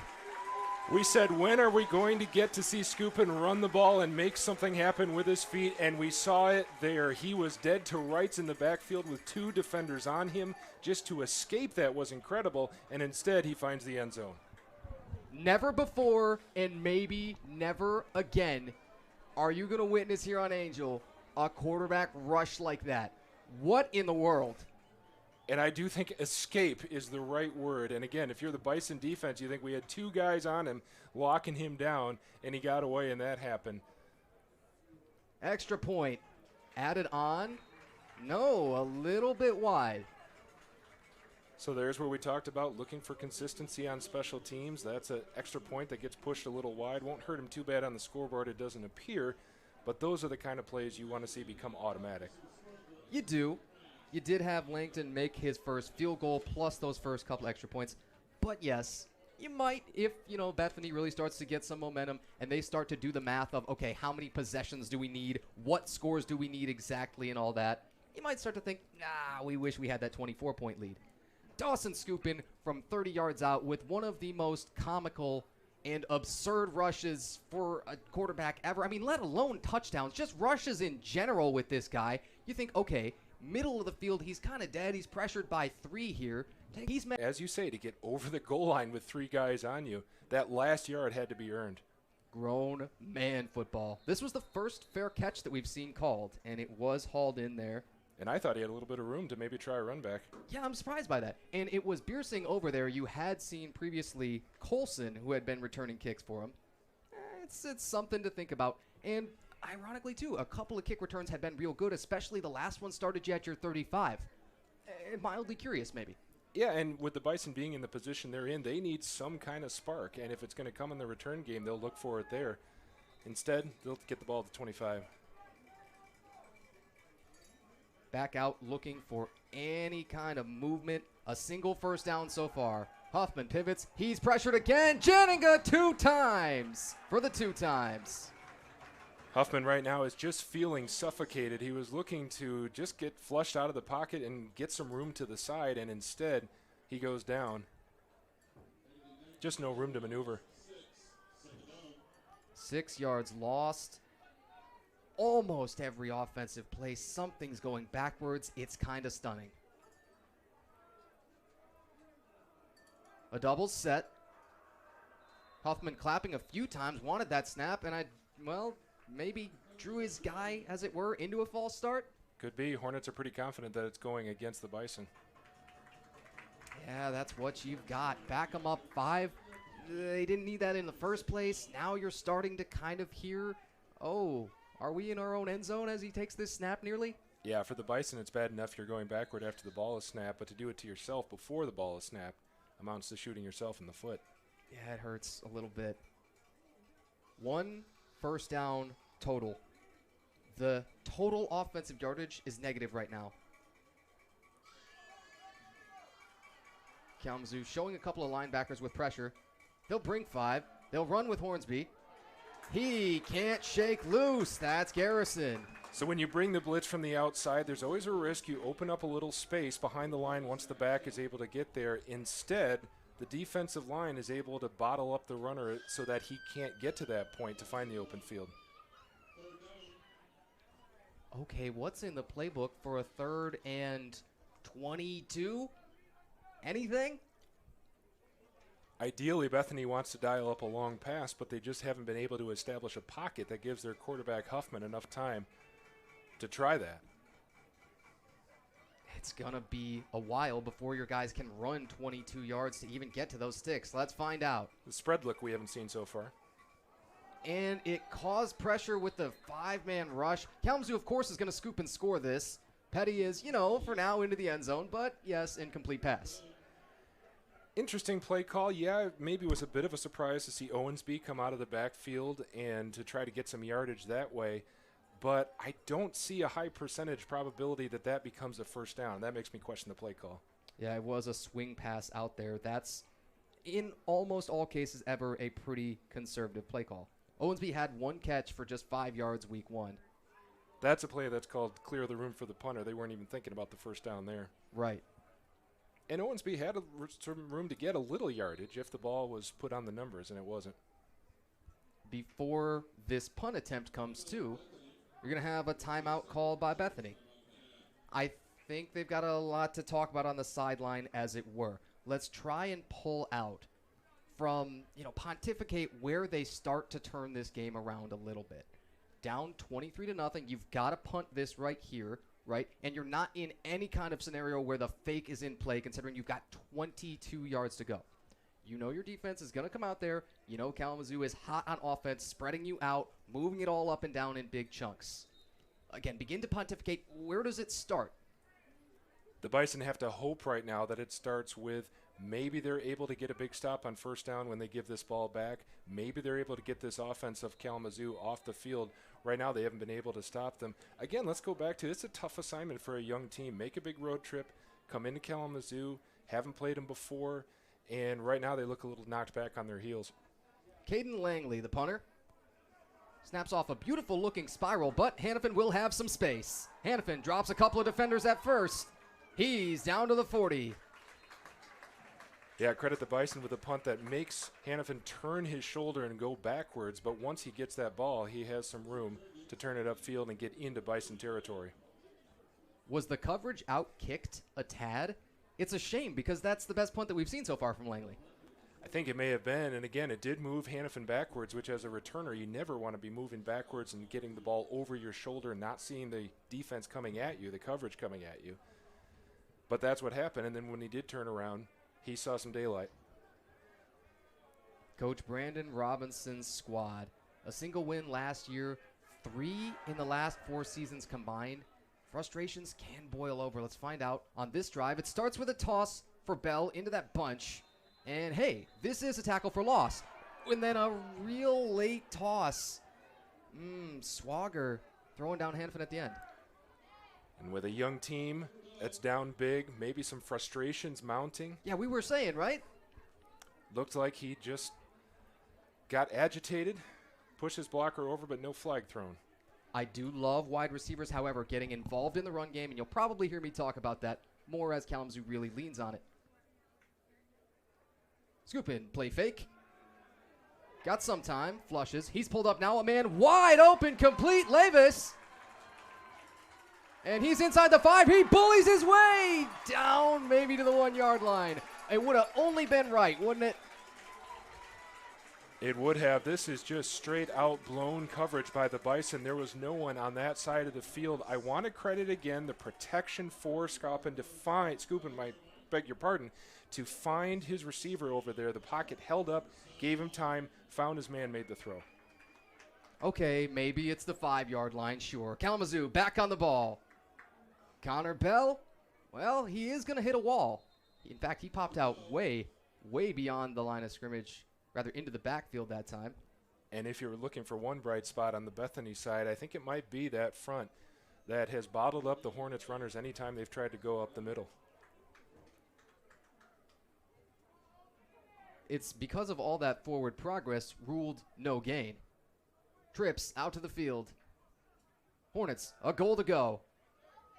Scoopin already got a couple of tuds. He's going to throw for another. He's got a touchdown. Zekman 2 times. The time that Scoopin has to throw the ball versus the time that Huffman doesn't have is a key difference right now in these two offenses. Scoopin able to survey the field, find out who's open, find who's single covered, and that time finds his man for the score. All the time in the world to throw. That's been, pretty much the entire way the story so far. Maybe Kalamazoo not displacing the front a ton in the run game, but against the pass, holding up perfect. Krishnan, another good save on a snap that's low, but that's pushed two. It's a couple of consecutive extra points missed. And that one, I think, goes to the snap. You said it, the snap went way to the right of the holder. He did the best he could to try to get that ball on the ground, but I think that problem started there as soon as the ball was snapped. I assure you, when I go and talk to Coach Zorbo next week pregame, he's going to mention some of the issues on special teams. He's going to say, hey, we did other things. No matter how this game finishes and the score, what it may end up being, he's going to say, hey, we did some good things in all three phases. But we must emphasize special teams, and he's probably going to say that through this week of practice, referring in the future tense to this week, he's going to say, man, we hammered on these extra points, these field goals, and the execution of special teams. And as we said, we're looking at the scoreboard right now. It doesn't look like those extra points will be too painful, but you want to be establishing the patterns that are going to continue throughout the regular season. There are going to be games down the road where 1 or 2 points is crucial, and so you want to get those wrinkles ironed out at this point. And when you have a game like this where so much is going well, you also want to find something that you can still improve on. What is an area that isn't going well that we do need to focus on this next week of practice? It's correct, because there are some which just aren't quite perfect yet. This is going to be fielded by Biersing again.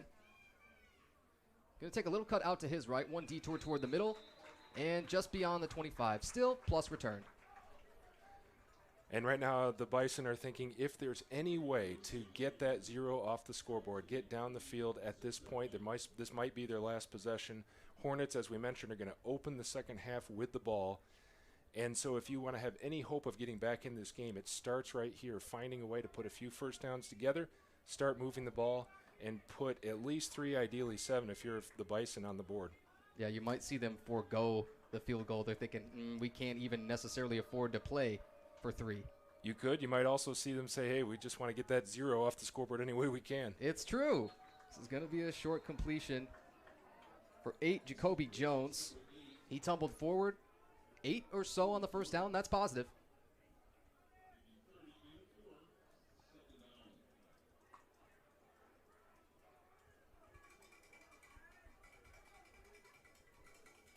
Back on the ball. Oh, now a much shorter gain than we had initially thought. That's only marked a gain of about 4. Interesting. Huffman continues to clap for that snap, real aggressive. You can almost hear it from here. And that play, it starts with a stumble, and then it's just probably doomed from there. Looked to me like it was Lindsey for the Hornets, could have been Karts who got into the backfield, and the ball carrier for the Bison able to get around him, but then making his next cut slipped a little bit and just didn't have anywhere to go after that.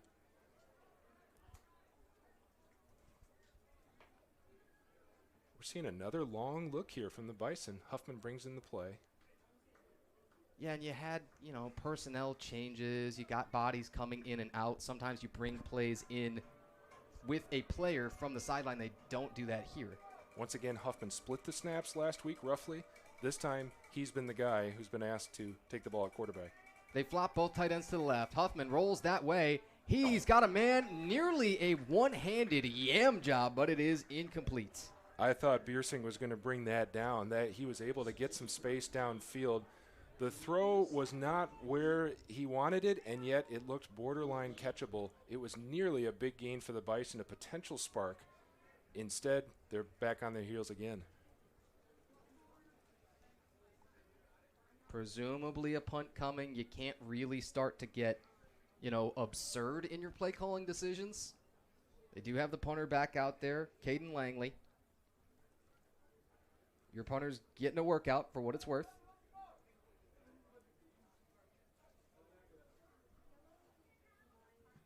Langley still not getting rushed and mostly forcing Hannafin into the fair catches so far. That's kind of seemingly part of the game plan. Hannafin collects this at the 34. And again, sending Hannafin backwards a little bit. We saw the first couple punts he fielded, he was moving up, and then the last couple have turned him around. And on that one, he doesn't want to risk anything, so calls the fair catch. How often you see a team employ 4 different punters throughout a season? That's what Bethany did last year. Caden Langley had just one of those opportunities. You also had the QB, Brett Phillips, with a couple of QB quick kicks himself. And, 4 different punters there. Now it's been all Langley. And the punting game, that's where they've helped at least flip some fields a little bit.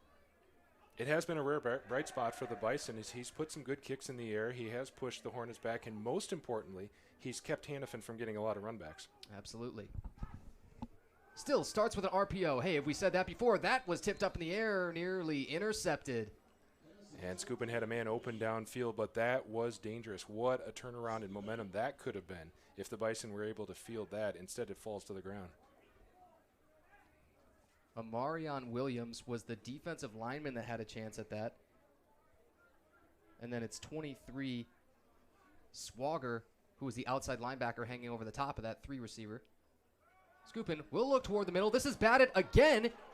And did you have a lineman catch that? It's going to be an illegal touch if you did.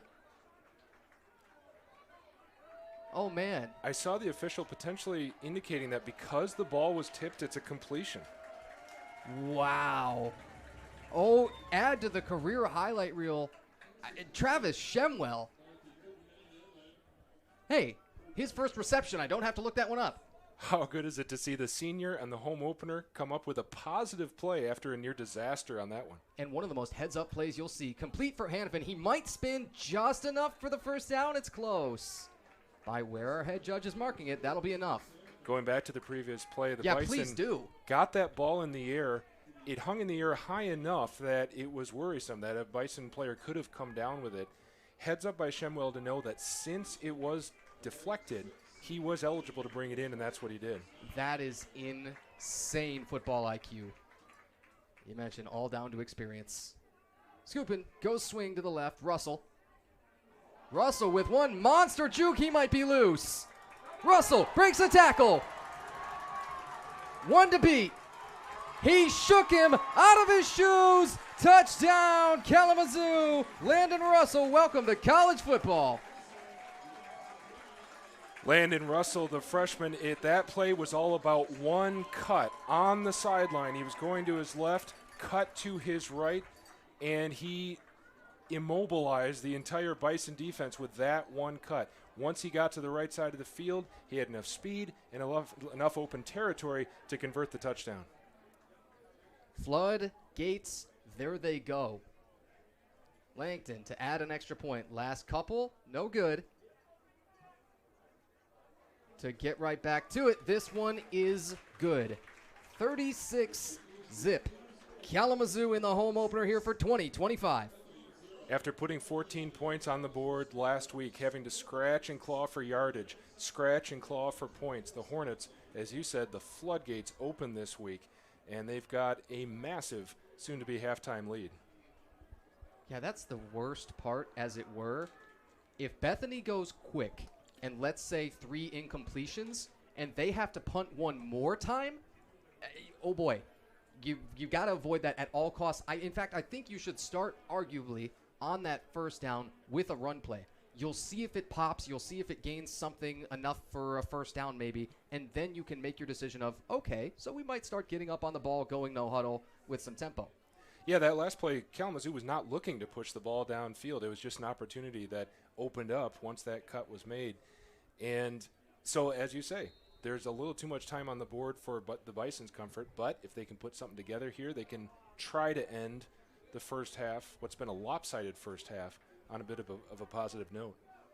55-yard touchdown pass. Dawson Skupin for Landon Russell for his first career score.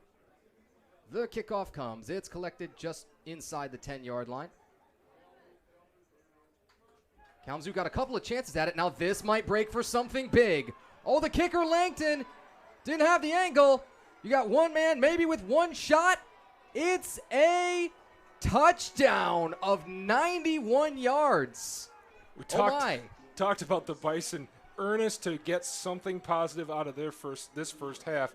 We see their cheering section that's made the trip from West Virginia finally has something to cheer about. Beersing again, makes a couple of key cuts, and once he cuts and finds the right angle, he is gone, and no Hornet could catch up with him. A special teams touchdown allowed. I mean, pin drop when you listen to it, right? Man, that is as big a flip as you could possibly have. And yet, the only good news for the Hornets, there's still a little time if they want to do something with the ball, and then coming out of halftime, they'll get the ball again. Langley is also on for the extra point. A very short toe ball. Hey, that counts. Just has to go over the bar. So that's what the Bison were looking for. Get that ugly 0 off the board. Give your fans something to cheer about.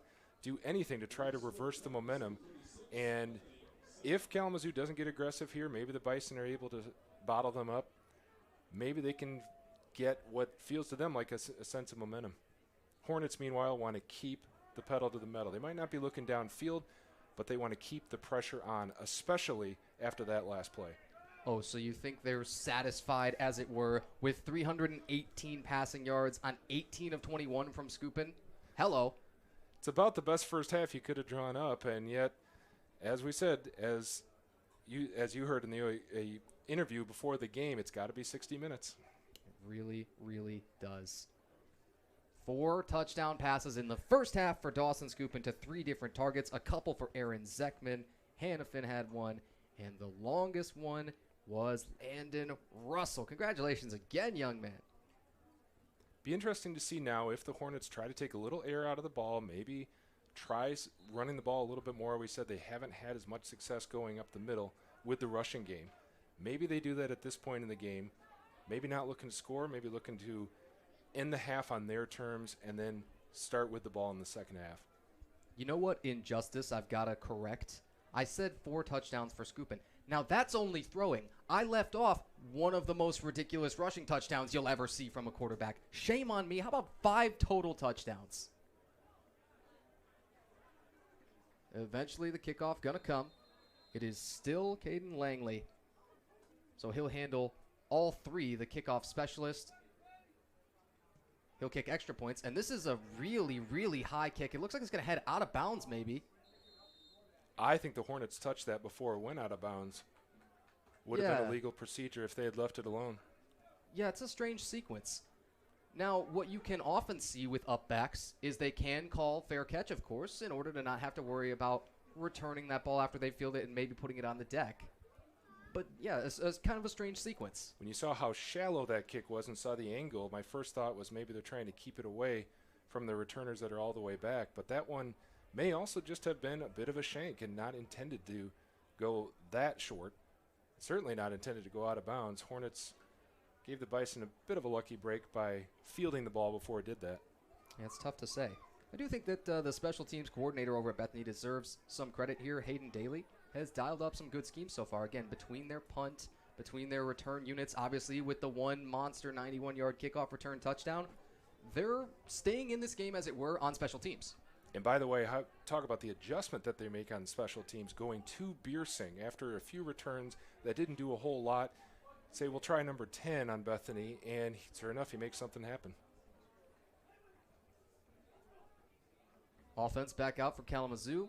Ball's now on their 28-yard line, so yeah, must have been touched by Garrison before that thing was headed out of bounds. A bunch into the boundary. They'll toss the ball that way. Bell spins off that first one the first time, then a great recovery, and Bell might be dropped for a loss. It was a great recovery, it looked like, for Bethany. After missing the tackle, Desaya was able to turn around and still bring down the ball carrier. Kalamazoo will go with some tempo still. Scoopin with beautiful touch. This guy is throwing darts wherever he wants right now. I wondered if they'd call up a couple short runs, and after one of those, they're going to take a shot downfield toward midfield, get a big gain. A single yard shy of midfield. 1 minute and 22 seconds. Dawson Scoopin, he's got all day to throw again. He launches, yet a couple receivers in the area, and then Zekman was tangled up too. And Wayne Lindsay a chance to almost bring that down for the Bison. That would have been a key play for Bethany if they're able to end the half, get a turnover that late in the half. Hornets fortunate that the ball falls to the ground. Yeah, they are, especially with 2 receiving threats in that area. You'd like to see somebody get a hand on it offensively. Trips to the wide side of the field. Skupin's looking the other way to the solo receiver, Levis at first. Pulls it down, now on the move. Skupin threads for Zekman. Caught, first down and more. One of the difficult things about that catch for Aaron Zekman is sensing that the defense is behind him, but not sure if the hit is coming. And instead, or despite that, he's able to bring the ball in stride, and secure a big gain. I love Zekman's instincts. This guy just has such a feel for this position. Back on the ball. First down from the 28 of Bethany. Dawson Skupin to cap one of the best first halves this place has ever seen. Here he goes up the middle, takes that dive. Again, Skupin has been opting for the run as a secondary option for most of this first half, but when he does get some space in front of him, he's able to make something happen as a rusher. Second down now, just 2. Another designed rollout to his left. Skupin's got to break contain and flick this thing out of bounds. How about the block there by Connor Bell with the defensive lineman in pursuit, almost up to his quarterback. He gets just enough of a knock on his shoulder to throw the defender off stride, give Skupin just an extra half second to get rid of that ball. I am glad you mentioned protection. You know, that's one of the most frustrating things ever as a defensive lineman is to encounter a running back who is looking to kind of take your head off in protection and who's real stout like a Connor Bell. You know, you're talking 5'10", 200, twisted steel for the most part. It's now third down and 2. Kalamazoo in the red zone. Skupin a throw again. What do you think? He did not! Oh my goodness, one of the most improbable completions of this whole half. That ball was thrown into double coverage. It had a 0 margin for error, and it was on the money. The only person who could come down with that ball was the receiver, Zekman. That makes me flash back to last year in the Calvin game, Tyler Houle making one of the more seemingly impossible catches that this program's ever seen. I'm sorry, I got to watch this whole thing back again. This is just peak, near impossibility. We'll pull this back in a moment when our film comes up. But the Kalamazoo timeout here, and they've still got 24 seconds. You saw Skupin so calmly just signal, hey, timeout, real quick, guys. Skupin, the senior, the proven leader of this team that has so much turnover, as we mentioned, all the seniors, all the captains who graduated last year. It's Skupin's team now, and he's showing that. He's poised. He's confident. He's taking his time. He's never been rushed, I don't think, this entire day. I mean, he's had pressure, but he's never felt like he's rushed his own pace. And that just gives the entire team confidence when you know that the person who has the ball in his hands, under center, or in the shotgun in this case, is going to make a good decision. Skupin had such high goals that he set for himself when I asked all these players about their goals for the season. He says, I want 2,500 yards just passing. He says, I want 500 rushing. That'd be 3,000 total. Talking 300 total yards a game. Yeah, well, he's well beyond that in the first half. Skupin again. He wants to throw for the pylon. Hannafin, he climbed the mountain, caught it, touchdown, Kalamazoo. Hannafin had 2 defenders behind him, but no one on the sideline to seal off that space in the front corner of the end zone. Skupin puts some air under the ball so that only Hannafin can get to it. He has to climb the ladder, jump up, and bring it down, and that's what he did. That is 6 total touchdowns in the first half. I am going to run out of words for this guy really, really soon. Not quite yet, but soon. Langton, extra points. And he snuck it in. 43-7. Kalamazoo. To think what could have been with the kick return had you not given that up. Yeah, it would have been icing on the cake to have a shutout going back into the locker room, but that's about the only quibble you can make with the scoreboard or with the way this game has gone for Kalamazoo this afternoon. Dominance on offense, dominance on defense. The defense isn't going to put up, obviously, numbers on the scoreboard that you can see, but they have owned the line of scrimmage. They've given quarterback Trent Huffman 0 time to do anything positive with the ball, and that has kept the Bison moving backwards or going nowhere and putting the ball back in the hands of Skupin, Hannafin, and this Kalamazoo offense. Do you want to put your money where your mouth is there? Do you want to put some money on the fact that the defense doesn't end up scoring at any point here? When you have one of those avalanche games, when seemingly one side can do no wrong, this could be one of those times where something funky happens. It does feel like a game where you're going to see things you don't see every week, and that could be one of them. No turnovers, ironically, on either side, that is, yet. Kalamazoo had the one fumble on the speed option. That was down on one of their goal line possessions between Skupin and Mayoran on a speed option. Langton, real short, kind of a bunt here. Fielded just inside the 30. Then actually a little bit of explosion, so that does give the Bison the ball around the 40 with 14 seconds to work with. Kalamazoo just trying to take the big return off the table with that squib kick. When you kick it like that, it's much more unlikely that anyone on the returning side is going to break a big run back. And after seeing the big run back the last time they kicked off, that one is to keep an interesting play from happening here at the end of the first half. Even so, 14 seconds, you've got to go ideally enough to get into field goal range. That is, you got to take a shot that's deep enough to get you into field goal range. Let's find out. Do have to take a shot, but you don't want to give up a disastrous play if you're the offense right now. This is really telling. They are going to run here to the outside. That sweep, so the clock, I think, ran a few extra moments. They should probably put some time back on here in all likelihood. I think it should be more in the area of 9 seconds. We're showing 5 on the scoreboard right now. You see the handoff, and you think it's a conservative play, and yet the runner's able to get some space on the sideline and stop the clock, which has the Bison thinking maybe taking that shot downfield. But I think this is exactly what the officials are talking about here, timing, and I think they're very likely to put on some extra seconds. I saw about 9 seconds or so. It's funny, they never ask me, you know what I mean? And without a mic on the official, we won't be able to get that call quite as clearly as we would about what they want to see in terms of putting time back on the clock. That last carry was for Richard Buchanan. He has outgained Owensby. In fact, you look down and Owensby got 6 carries for a single yard right now. The rushing yardage on Huffman is going to show negative, but that's because of the 4 sacks. So they put 8 seconds on. Okay. Still, you got time for maybe 2 plays. Let's find out. The first one, he's pressured big time. Huffman on the move. That time's going to run short. Garrison got him in bounds. And that's the end of the first half. A half of halves. Let's talk about it, man. As we said, pure domination on both sides of the ball. On that last play, they successfully flushed the passer, and although the passer had some room, Huffman in front of him, wasn't able to get enough of a big gain to make anything meaningful happen on the last play of the half. So the Hornets go into the locker room, having put 43 points on the board, having owned both sides of the ball, having made big plays, all of their key contributors, and a few names that we didn't necessarily expect in the mix.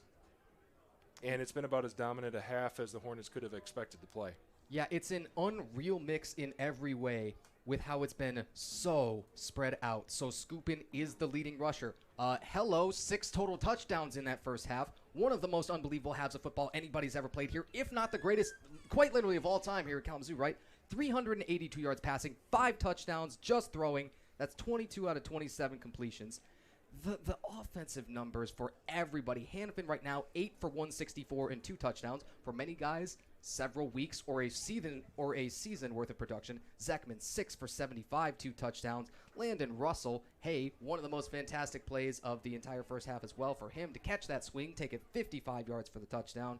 Hayden Johnston then will be the 4th leading receiver with 2 for 37. Braden Lavis added 35.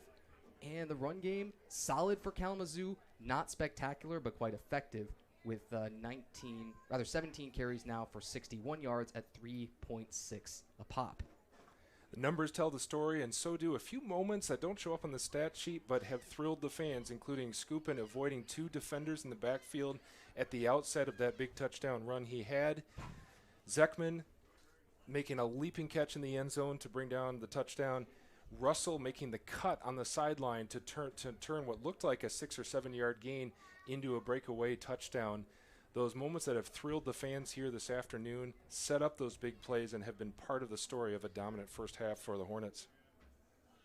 That is 30 minutes down for the home opener here for 2025.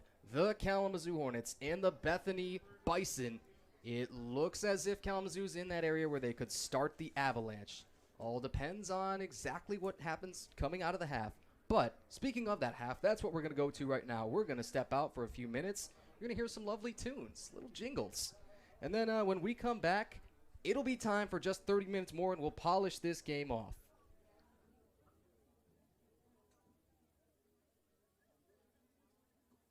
Listening to Kalamazoo College Athletics.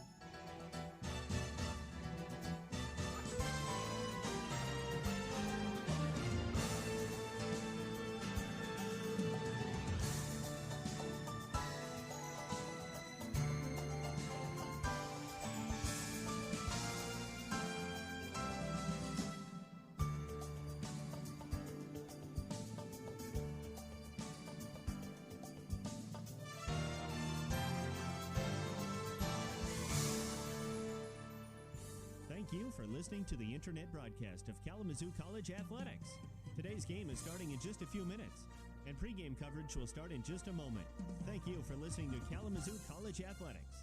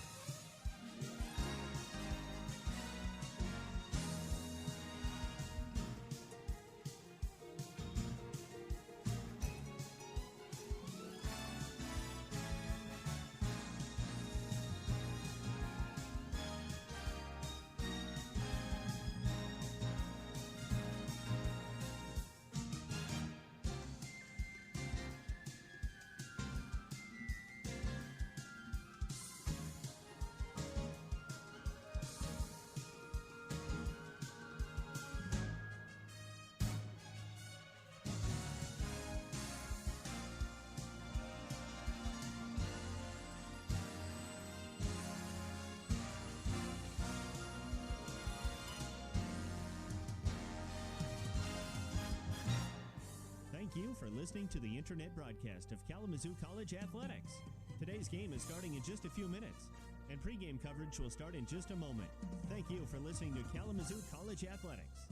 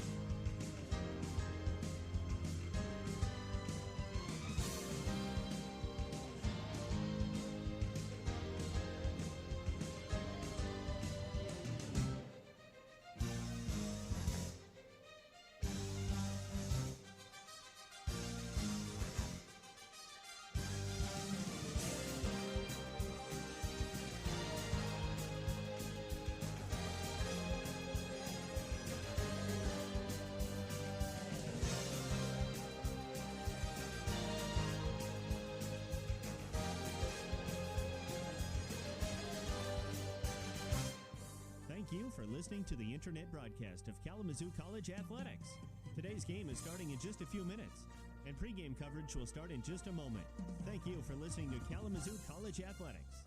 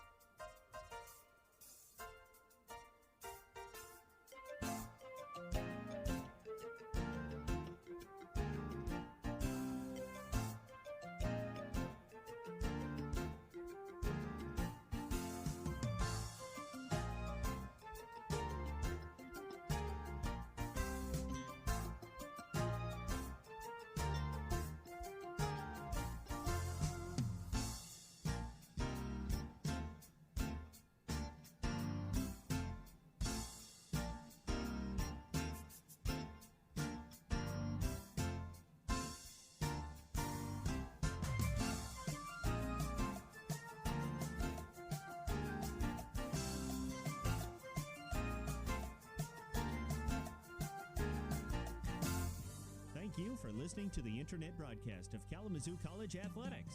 Today's game is starting in just a few minutes, and pregame coverage will start in just a moment. Thank you for listening to Kalamazoo College Athletics.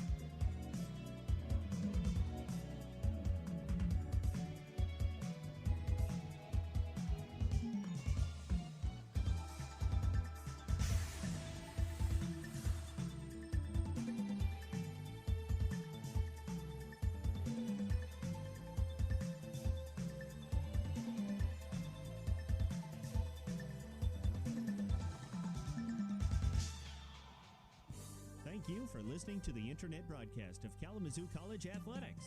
Today's game is starting in just a few minutes, and pregame coverage will start in just a moment. Thank you for listening to Kalamazoo College Athletics.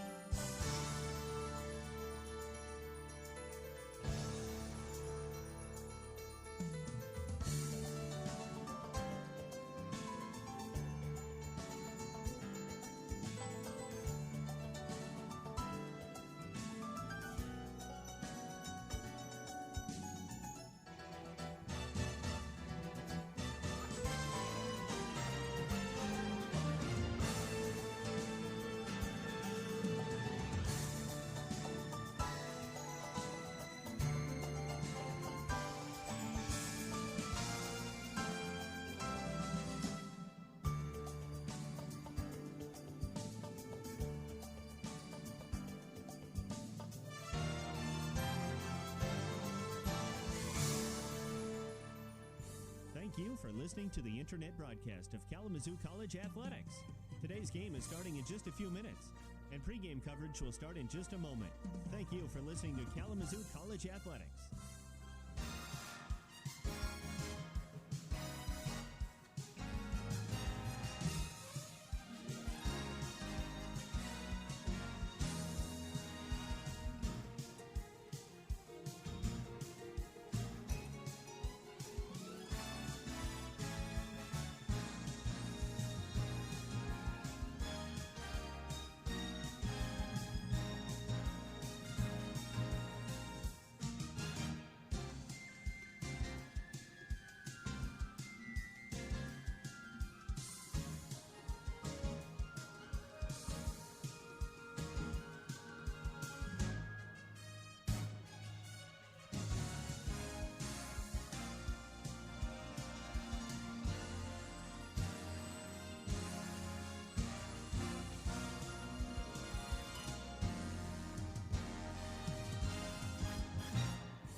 Thank you for listening to the internet broadcast of Kalamazoo College Athletics. Today's game is starting in just a few minutes, and pregame coverage will start in just a moment. Thank you for listening to Kalamazoo College Athletics.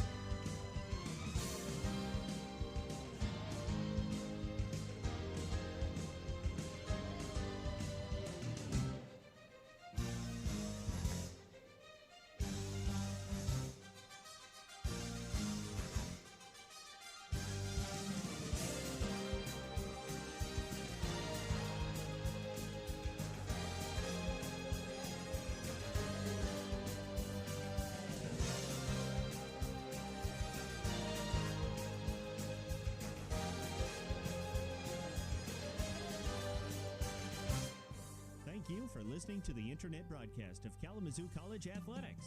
Today's game is starting in just a few minutes, and pregame coverage will start in just a moment. Thank you for listening to Kalamazoo College Athletics.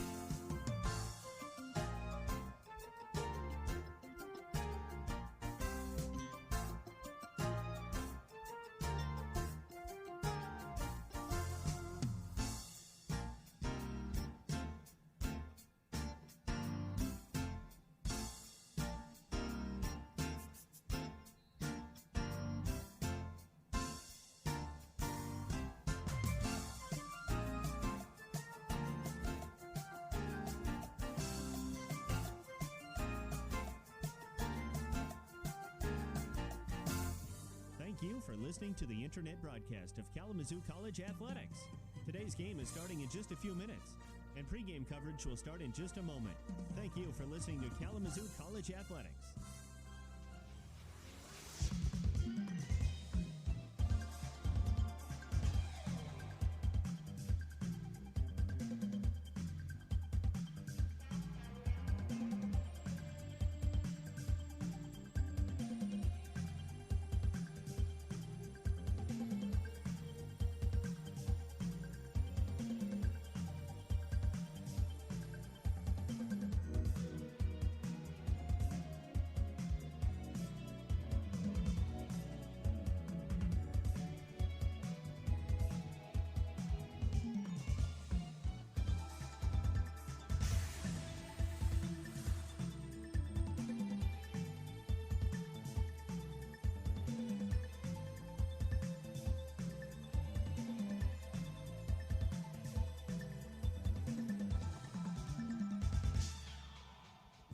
Thank you for listening to the internet broadcast of Kalamazoo College Athletics. Today's game is starting in just a few minutes, and pregame coverage will start in just a moment. Thank you for listening to Kalamazoo College Athletics.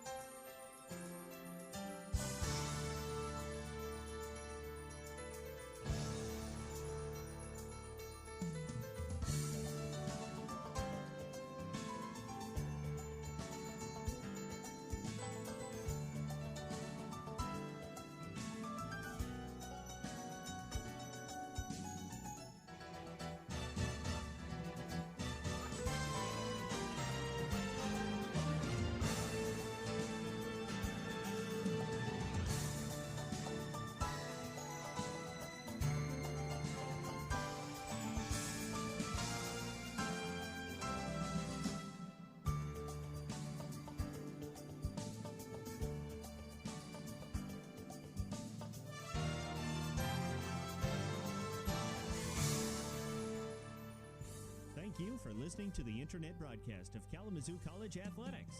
Today's game is starting in just a few minutes, and pregame coverage will start in just a moment. Thank you for listening to Kalamazoo College Athletics.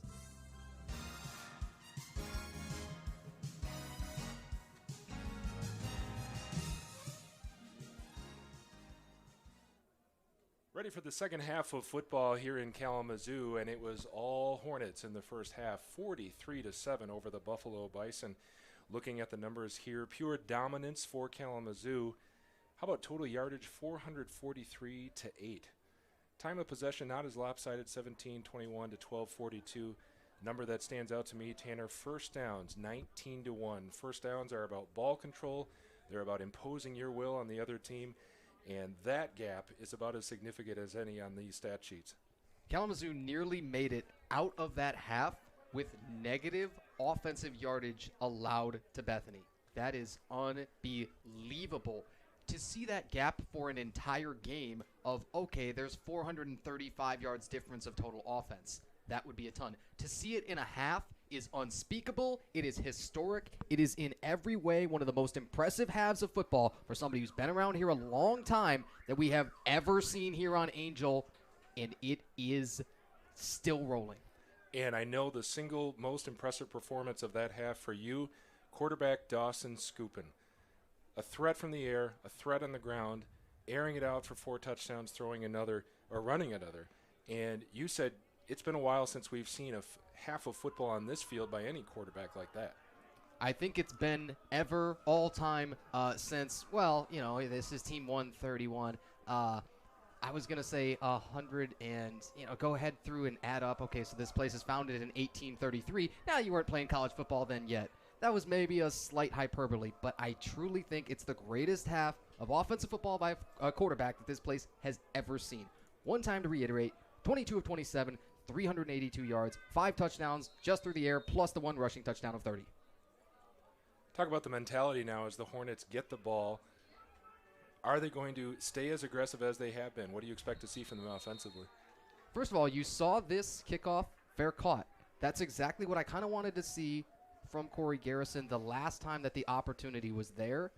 I think that is more so what you are behooved to do in that situations, as Jack Duggan's fair catches that, to not let this bounce, because you've seen sometimes when that ball sticks in an intermediate area, it can actually be recovered by that kicking team as almost sort of a very long onside kick. Now reiterate your question to me, remind me. Just the mentality for the Hornets will they be a little more conservative? Will they try to slow it down, or will they keep the gas going full speed? 1 or 2 drives in will really tell us a lot about their plans for handling this the rest of the way. Scooping at shotgun, the read option, pulls it back, throws it out to the flat, and has a completion there for the first down. That's Josh Anderson. Okay, so you start with putting the ball in the belly, right, and get a little bit of a look. Then, in fact, you made a switch at quarterback here. Braden Ledeen in for this second half, the junior out of Orchard Lake St. Mary's. It's a good call. I was looking at the number 12, and I guess Scoopin will get a bit of a breather. Ledeen is sharp. There's another completion. This one goes to Jaden Johnson, and he's going to be close to another first down. Second catch for Jaden Johnson. Both of them have gone for first downs. Ooh, did I speak too soon? What do you think? It's going to be second and short. Ledeen again at shotgun. Are you surprised by the call to let Scoopin take a breather now? I couldn't have done anything more in the first half. Right. I expected one series of Scoopin, to tell you the truth. This time Ledeen is snowed under and sacked for a loss, setting up third and probably about 5 or 6. That is the only sack allowed for Kalamazoo. That has to be music to everybody's ears. Braden Ledeen, a junior from Sylvan Lake, played at Orchard Lake St. Mary's. He's looking deep. He has his man open and complete. It'll be another first down. Looked like it was Josh Anderson again. No, my mistake. You got Kulakowskis. Yeah, that was one that you were circling, and we were both concerned about before kickoff of this one. That is James Kulakowskis, also doubling as the long snapper. Ledeen claps, gets the snap, another read option. He has his man out to the flat, nearly brought in. It would have been a nice one-handed catch if that had been brought in by Anderson. He didn't have much room after that, but it's incomplete. Khalil Berry, as kind of a slider DB, he's listed at 5'7", 160 out there. He put a stick on even after an incompletion. That's your insult plus your injury. And you want the receiver to be thinking about that hit the next time he comes your way. Ledeen puts in the belly of Bell. Bell is off to the left side, has some room, breaks a couple tackles, and he's near the first down. He'll be just short. Well, so you could Majorana, my mistake. No worries. You could get up on this ball, and I've heard maybe the tush push could still be in for this game plan, right? The way that that thing took over the entire NFL and the entire landscape of football, I don't think so. Not yet. It's Majorana again. He's working his way up the middle. I think he just got it. We said there hasn't been a lot of room up the middle so far for the Hornets. I think he got just enough. No, it will be fourth. Run defense is still, to your point, a strength here that we've seen from Bethany. When you have to pull some positives out because they have done some good things, run defense and special teams. Fourth and short, Hornets are going for it. The give is to Mariana again, and he has it and then some. A 5 or 6 yard gain, first down, and the Hornets keep the drive moving. Yeah, it's funny. Outside of the one long run from Scoopin that went for the 30-yard touchdown, you've seen, for the most part, the run game not really go anyplace. The other longest carry was 13 from Majorana himself. And interesting that it's Majorana again getting the call over the sophomore getting the call over the senior Bell. Ledeen airs it out. May have been a miscue with his receiver. He may have expected him to cut to the sideline. It's incomplete. Yeah, Anderson, when you flip your head and shoulders a few times, that's kind of telling. And yet you had probably a couple of options on leading that pass. You could lead him up, toward that Z in Kalamazoo, become sort of a seam throw, or you can go back pylon, back, behind that final O. Ledeen pulls it back, airs it out. It's complete. Johnson has a chance to get to the end zone. He either just got in, that ball popped out, and it is a touchdown. The question was, did he cross the line before the ball came out? Took a minute for the officials to decide, but that's what he did. Anderson with the score. Man, I would love to have the benefits of instant replay. We talk about that pretty often around here. I hear that costs a lot of money. But did he, in fact, lose control of that ball before crossing the goal line? The thing is, we're never going to really know. You'll go back on film and watch, and you'll get really granular about, oh, well, this exact pixel right here might be this, that, and the other thing. It's still a touchdown on the board, though. To my eyes, it was happening. It looked like he made it in, and then the ball came loose, but it was close. Langdon lines up the extra point.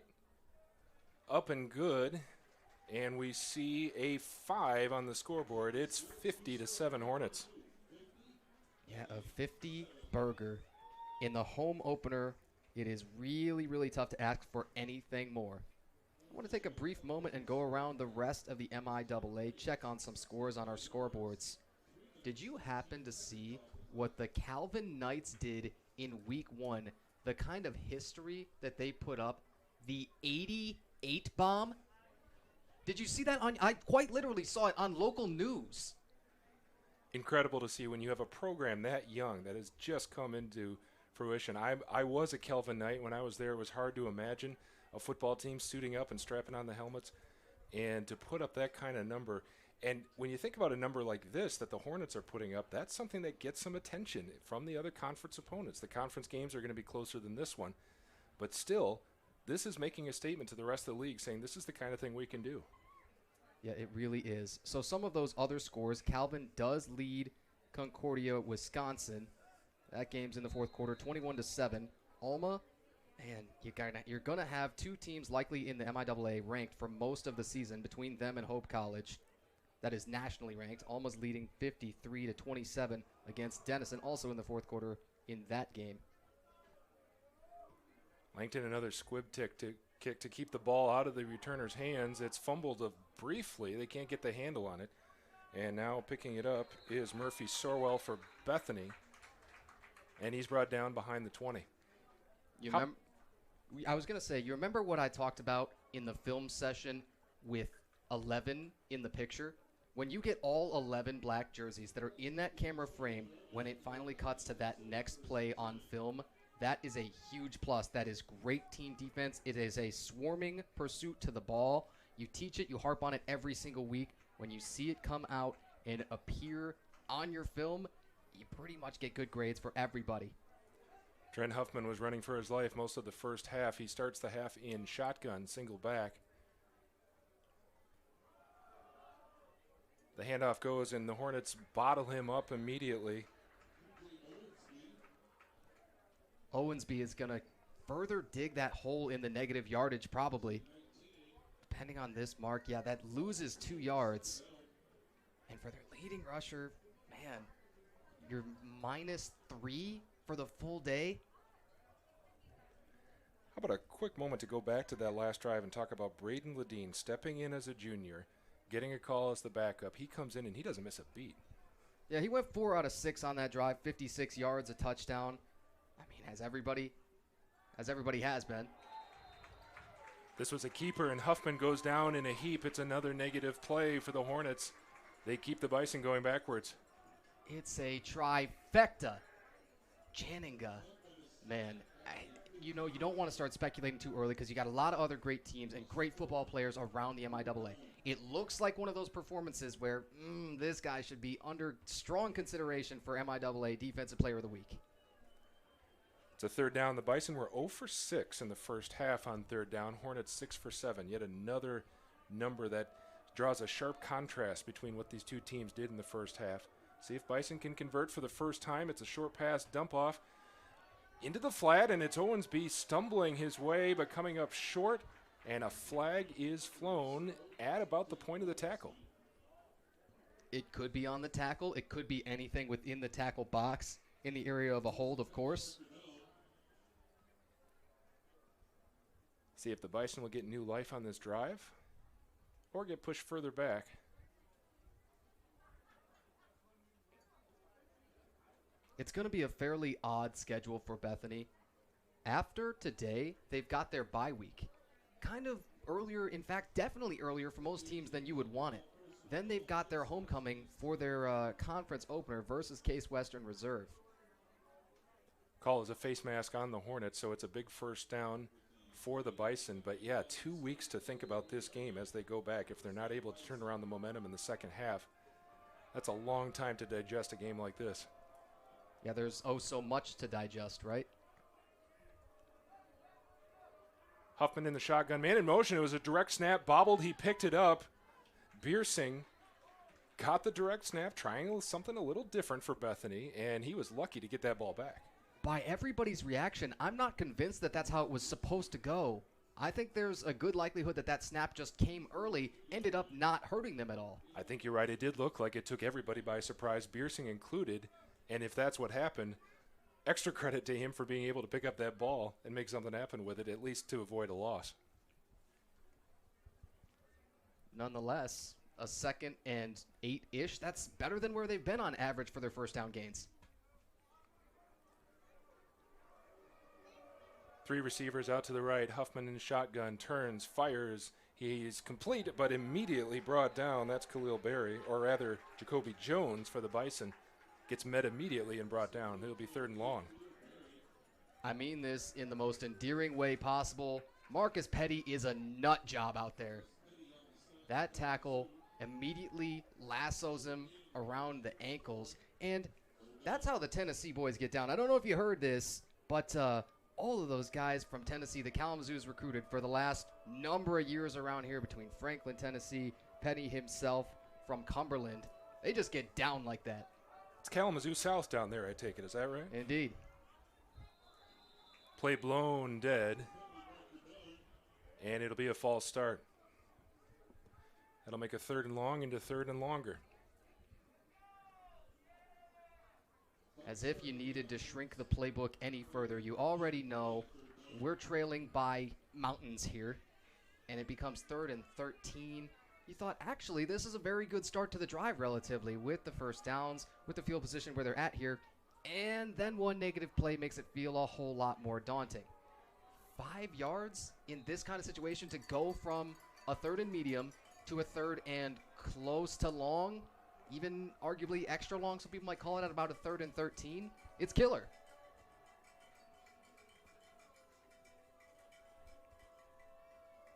All right, riddle me this. 13 yards to go. Do you send 5, even 6? My guess, if you're going to take your shot, this is a good time for it. With the pressure they've been getting up front, they don't have to do much extra. It's a completion. No, it's dropped in the flat. It was dropped by Jones. He wouldn't have gotten there anyway. And the Hornets have stopped the Bison on their first drive of the second half. To my point, Kalamazoo did bring 5 there. They brought a couple of linebackers from depth. Huffman has looked rattled back there, and who wouldn't be with the kind of pressure the Hornets have been able to apply, even when they haven't sent extra pressure. They've been breaking through that line up front. You're going to see Lavis back deep now. It's been Hannafin, and yet Hannafin really was more of a fair catch machine. Credit to Langley, though, the punter.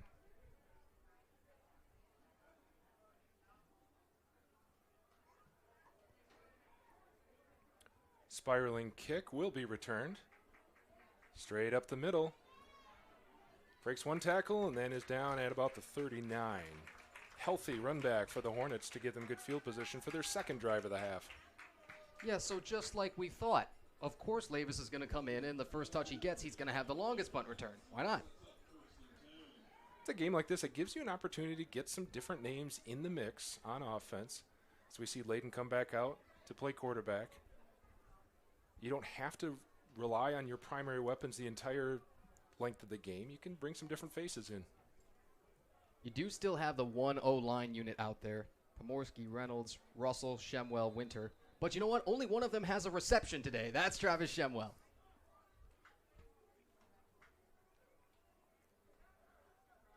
Majorana gets the handoff, and Pyle drives his way up forward for about 4 yards. I wonder if our crowd mic is sensitive enough to pick up the count and the claps of Kalamazoo's cadence. Always wondered that. Dean's got some monster hands, and I wonder if we can hear it up here. This time he pulls it back and throws, and nearly bringing it in was Krishnan. I'm not sure he was completely ready for that ball. Yeah, there's not a category on the stat sheet for an unintentional reception. That was nearly one of them. That ball tried to catch him. Nonetheless, it's still a 3rd and 6, real manageable. And this is the look at everybody on the sort of second-ish offensive unit. There's so much opportunity to be won right here.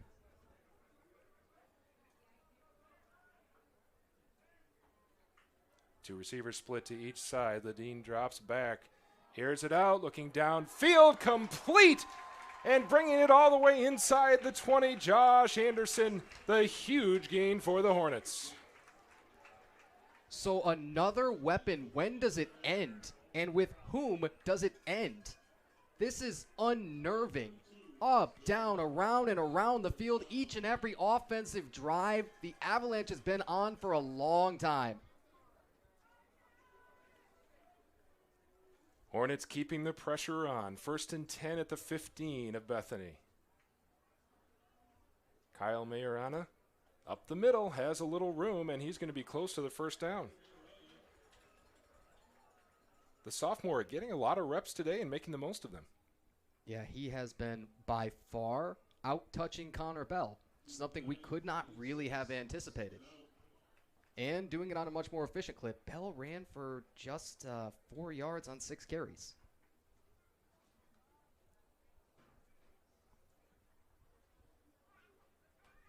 Second and 4.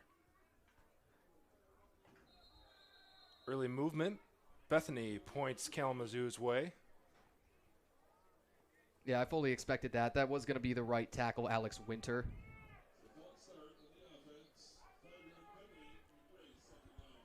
So you're not at goal to go. You've still got this first down that you can get at, let's call it the 5-yard line. You do back up here to the 2nd and 9. I still see this second down play, because you're well within field goal range and all of this, as a fine time to just throw it to the end zone. If you got a one-on-one, Kulakowskis out there is a big body, 6'4", 180. They're showing press and solo coverage on him. That's where I might be looking.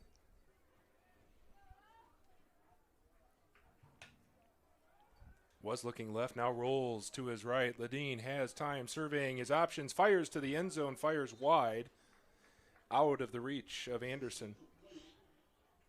I was trying to tell you. I mean, I've seen a few things, and that's exactly where I thought that ball was going to go.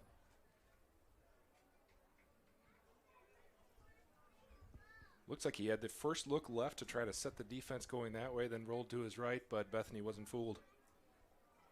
You're still probably showing one-on-one with Kulikowskis.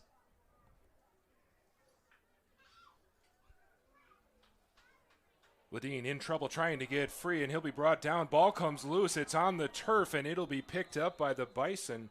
And that'll be our first turnover of the afternoon as disaster strikes for Ledeen. It's crazy.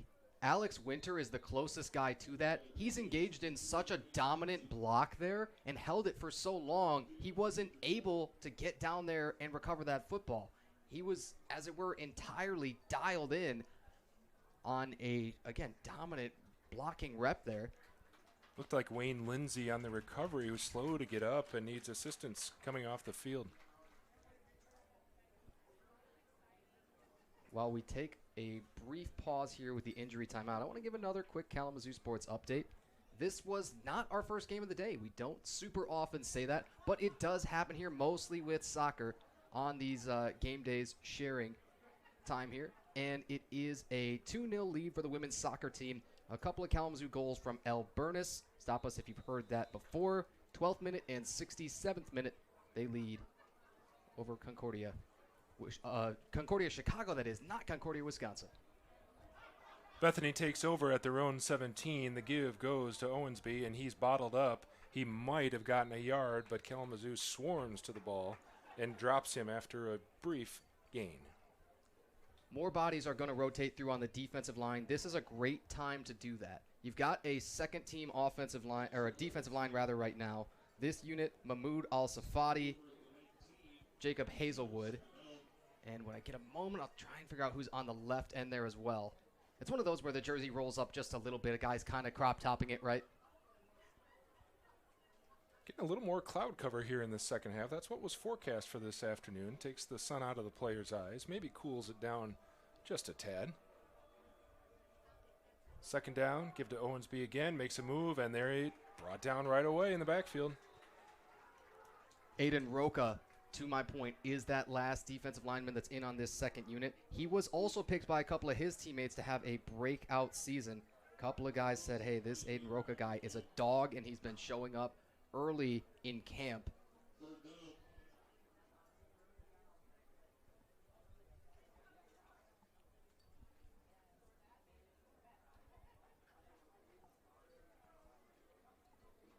It'll be 3rd and 7, 4 minutes, 30 seconds left in this third quarter. 50-7 in favor of Kalamazoo.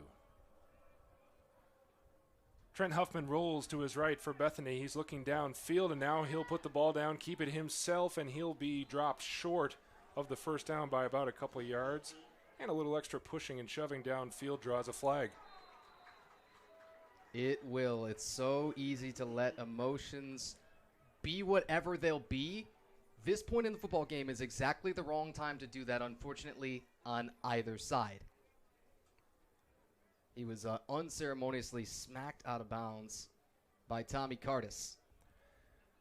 The receiver, Jacob Burns, was scuffling with the defense downfield. If it's on him, it'll just move the punter back. If it's on Kalamazoo, it'll keep the Bison offense on the field. Does go against the Bison, and they had been stopped short of the first down marker anyway.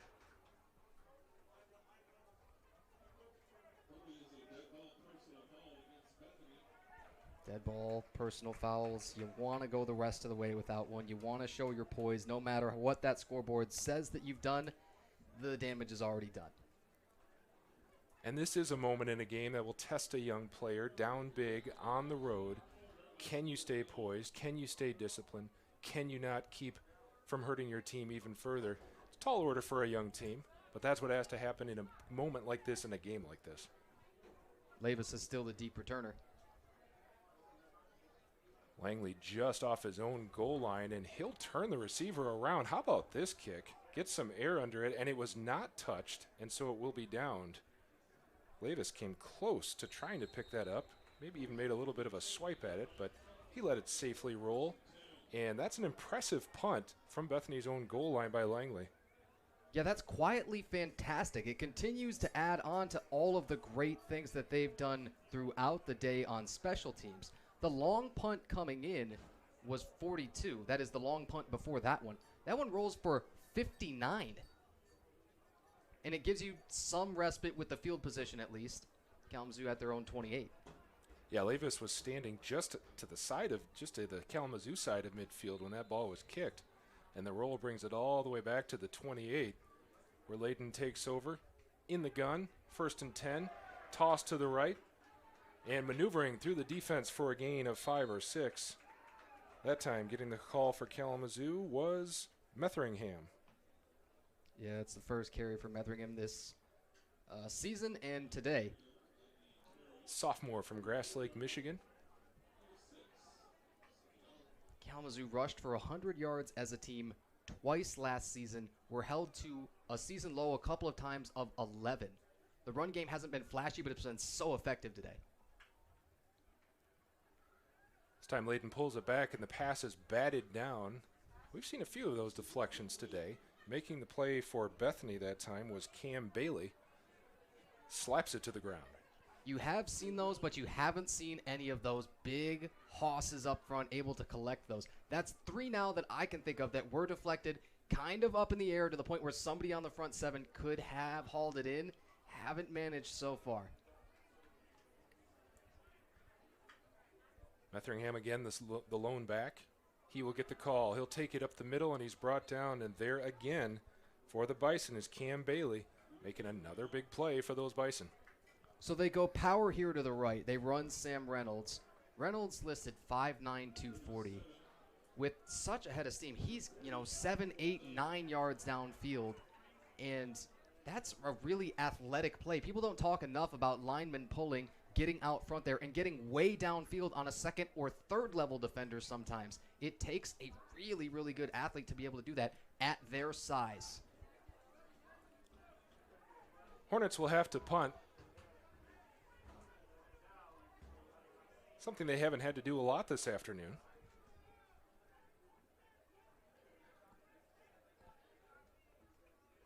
Carson Moat is back. I was going to say it's something they haven't had to do at all for what it's worth. My memory was that was their first punt. The punting game has not been busy. A pretty good roll down near the 20. But that was another area of emphasis that Coach Zorbo absolutely was going to be focused in on last year. Their average, 35.6 a punt.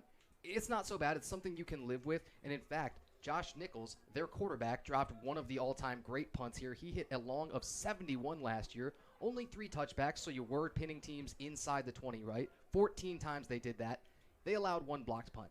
You don't want to do that, right? They also showed a really fun 2-punter look. We haven't gotten to look at it this week, and we likely won't because it's one of those things. You shrink your playbook down a little bit. You simplify when you're up by a margin like this. You say, if there's anything that we can not show our cards on, we're going to do it. We're going to hold on to it and save it for when we feel like we need it a little bit more. This quarter has been a little more evenly matched, a little more back and forth between these two teams. Here's a pass from Huffman. Short pass and a short completion. That one went to Buchanan for the Bison. I tell you what, that was threaded as he dropped that lower arm slot. That was tackled by Tommy Cardis. This guy's a 5th-year senior for Kalamazoo. He is one of just a couple of previous all-conference players. He was named 2nd team All-MIAA his junior year and looking to get back there for the 5th-year campaign. I believe it was Brooks on the reception as here's the handoff and breaking and finding some room and breaking away. Buchanan for Bethany gets a big gain and a big first down. Jermaine Calloway, the sophomore DB for Kalamazoo, arguably saved a touchdown right there. You'd like to see a little bit less of this. Don't relax. Don't allow any offensive touchdowns. You can still say on the defensive side, hey, we held up our end of that shutout bargain as the 1 score for the Bison was the kick return. First and 10 at the Bethany 49. Give goes again. No, it's the fake to Buchanan, and then the quick out and the completion to Jacoby Jones. Look, the run-pass option game is here to stay forever in football. It is a staple of so many spread offenses. You can pretty much make a defender wrong based on the read that your quarterback perceives almost every single play. There is so much more to be had out of this Bethany offensive scheme. It's been about their execution today. But there is a lot of things to like schematically that they're doing. And we're seeing a bit of some momentum now, might be getting into their rhythm on the Bethany side. Huffman back, the fake, drops back, going deep, downfield. Was looking for Jones again, and it was over his shoulder, out of bounds. The senior Alex Pepin over there showing that no-fly zone. Pepin's one of the larger defensive backs on the Kalamazoo side. Defensive back is one of those areas where they're known to be a little bit undersized and have some trouble at times matching up with big physical receivers. Pepin goes 6', 170 out of Granville. Now he's one of the vets back there, and also another guy that a number of teammates responded that, hey, we're pretty excited about Pepin, and with all this experience that he's had now, getting a starting spot and locking it down. That was one of the first throws where Huffman looked relatively comfortable as well. Set his feet. It didn't end up where he wanted it, as there is early movement, and the play is blown dead on third down. Your other defensive backs for Kalamazoo right now, Jeff Hudson is a freshman corner everybody is excited about. A freshman out of Lansing Sexton. He goes 5'8", about 160. That's the size that often you see guys come and play here at and excel. Brody Quinn is going to be in at one of your safety spots. He's a sophomore out of Hazlitt, goes 5'7", 180. You'll see him 13 aligned to the right of your screen. And 29, Jalen Bowles-Swain, your senior safety. Rather, he's going to be over that number 2 receiver to the right as the deepest safety right now. False start penalty on Bethany knocks them back to a 3rd and 13. The give on the sweep goes to Morales, and he gets a couple, but it'll bring out the punter one more time at the end of the 3rd quarter. And the Hornets come out of the 3rd quarter still with a wide margin over the opposing Bethany Bison today. One more quarter to play. It's 50-7. Just one touchdown allowed for what it's worth, and only a 7-0 scoring advantage in that quarter. The yardage tells the stories, multiple. The scoreboard tells the stories, multiple of this one's. Cleanly enough, a 50-7 ball game. You want to close it out strong with this 4th quarter. You want to maintain, again, that defensive shutout. At least don't allow any points defensively. You've already given up the 1 kick return. Can't go back and undo that. And you want to see a 2nd, even a 3rd kind of offensive line unit with a number of running backs rotating through, displace people, move that line of scrimmage forward, gain first downs, grind out these 15 minutes, and end it with some punctuation. Make sure that it is an exclamation, not a question mark. Hornets opting to take their biggest playmakers on offense off the field. Scoopin, Hannafin get chance to take a breather on the bench for this second half. Don't want to take any chances with players who are that crucial. We saw Ladine come in, put together a nice drive that first time down the field to get that first touchdown. And since then, it's been a bit of a slower speed for the offense. Bowles-Swain getting out there a little bit late. Now he's aligned over the stack to the right. Huffman is in trouble. He's going backwards, and he is going to go down. We got to start calling this kid neck roll. It's just so scary. And the Hornets will take over as the Bison in desperation mode. We're going for it on 4th and long, and we're knocked backwards in a big way. Hornets will take over in Bison territory. Okay, so Marcus Petty's a maniac, right? Or rather, was it Nut Job, and then now we're going to have to start calling Sykes a maniac? I don't know.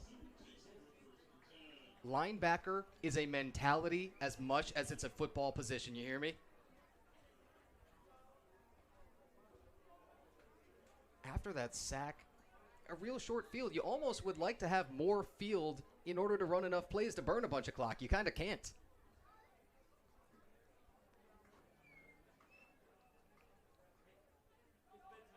Braden Ledeen pauses, looks at the sideline, You have makes Scoopin. an adjustment.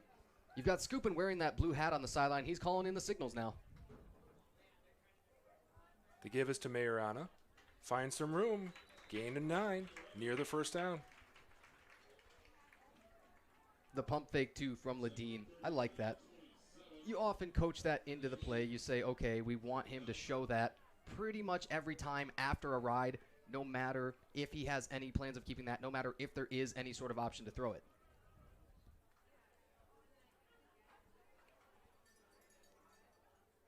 Second and 2, another look back to the sideline. Yeah, and now they're in absolutely zero hurry.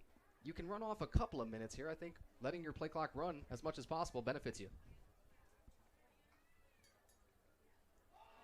Turns, fires to the sideline, and out of bounds after the completion to Kulikowskis.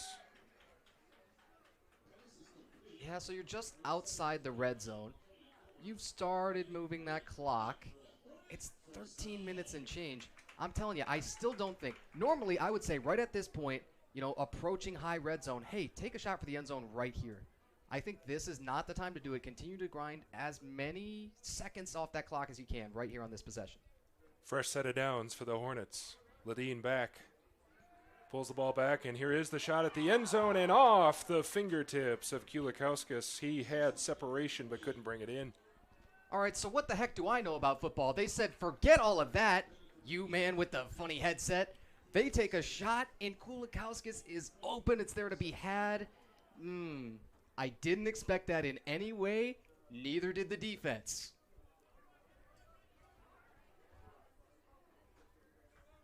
Funny headset guy. I don't know. Did they call us that behind our back? That is an official title, I do believe. Yes. Second and 10. After the incompletion. Ball at the 24 of Bethany. Majorana gets the call. Finds his from room up the middle and near that first down marker. It may have been another gain of 9 to set up third and short. That's best case scenario. You gain those 9 yards. You have a third and very short. You have the entire playbook open to you, and you don't get the first down yet, so you continue hearing that all-important tick, tick, tick. Not that he intentionally gained 9 yards on it, but it's best case scenario. He's had some success going straight up the gut. Third and 1. Hornets in command, leading 50-7. Ledeen looks in, checks to the sideline. Now he's ready. Handoff, Majorana again up the middle. He'll have 5 or 6. It's a first down inside the 10.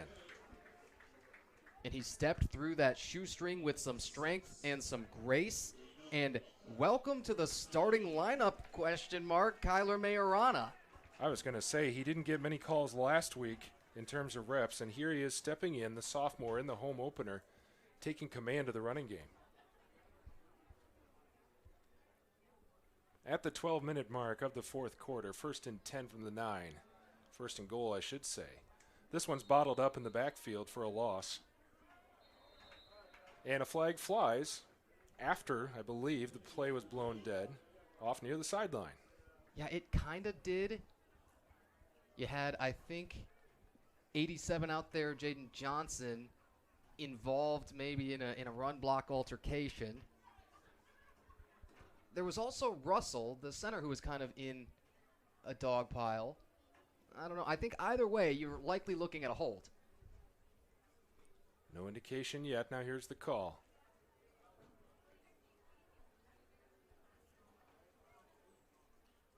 Hold face mask on Bethany. That'll cut the Hornets' distance to the goal line. The funniest thing about when I asked Majorana for personal goals, he says be a reliable source, quote, in our offense. As reliable as anybody, throughout the entire lineup right now. We're kind of shocked on this split of carries and touches. It works so well, you got to kind of stick with it with the hot hand. And as the Hornets have shifted to ball control mode, he's been the one controlling the ball. Ledeen checks the play one more time. Now sends Majorana to his left. In the shotgun, the give is to Majorana, and he is swallowed up one more time. No room to roam back there. It'll be third down. Ledeen probably wasn't expecting to get tons of reps in this one, although likely he's been operating primarily as the number 2 QB throughout camp and the first game week. This guy still says one of his big goals is to throw his first collegiate TD pass. It's going to be hard to not let him try again, right? Second down, goal to go. Here's the pass to the end zone, and it's picked off. Bison come up with the interception. Julian Cordes, the freshman, makes the play, gets the turnover. Oh, man, it's a great play from Cordes. Maybe the one thing you want to see out of Ledeen is look that guy off a little bit more. The ball's going that way from the moment the snap hits his hands. I don't have a whole lot more to say about it. Sometimes defensive backs, they make plays too. Everybody loves to joke about, oh, well, if you had good hands, you'd be playing offense. You'd be playing receiver. That's rarely true. It's just simply something that they do love to joke about. Cordes had it read, had the right angle, able to cut in front of the receiver and bring it in. Defender is down for the Bison.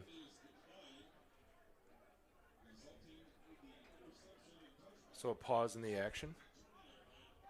And Tanner, I know you had a chance to chat with a I was going to say special guest, but not a guest at all up here in this press box at halftime. Do you mean the legend himself?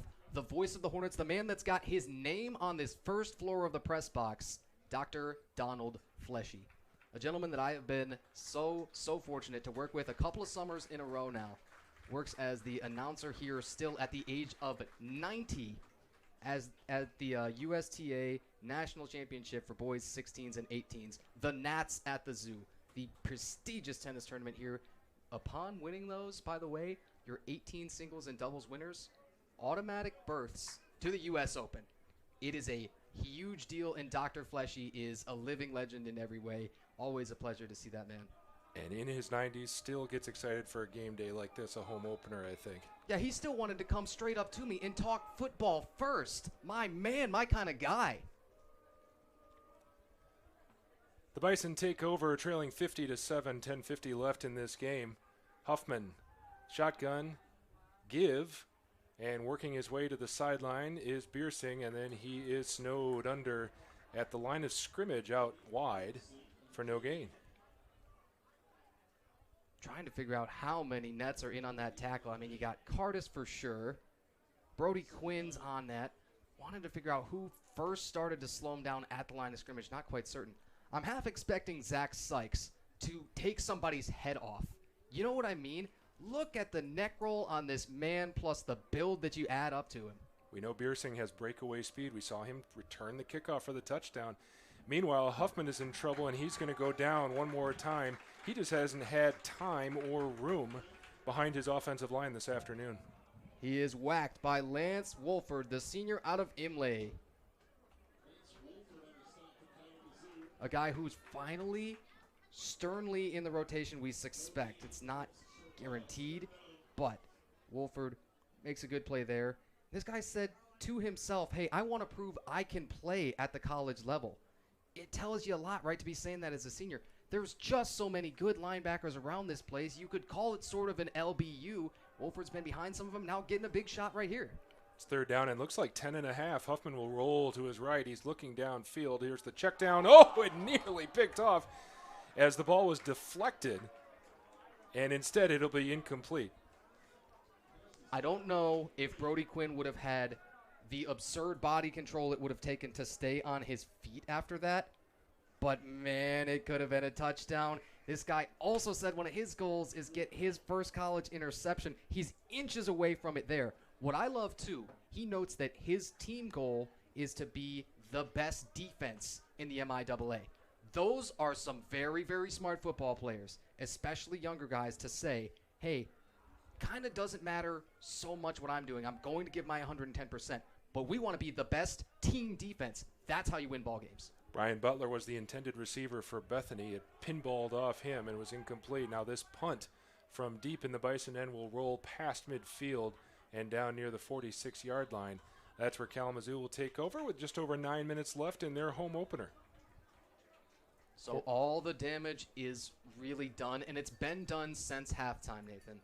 I would like to see still a ton of time of possession taken off on this clock. I would like to see very smart execution. I would like to see efficient offense. But again, you don't have to gain chunks here. And if you do, that'll actually allow you to burn a little bit less time off the clock. I think methodical run plays designed to get enough to eventually move the chains is your best bet on this drive. New quarterback for the Hornets. It's Zach Maurice. Yeah, it's only fair, right? The 6'3" senior gets the call. He's in the shotgun and will hand off. The give goes up the middle, and after a short gain for the Hornets, that's Landon Russell. Both the Maurices, Zach and Ben, they've been willing to do whatever's asked of them for a long time. You don't see tons of quarterbacks that'll get lots of special teams reps. They've both been willing to do that. And what a great opportunity is here to take his first snaps as a college quarterback. 2nd and 5, just past midfield. Maurice from Oak Park, Michigan.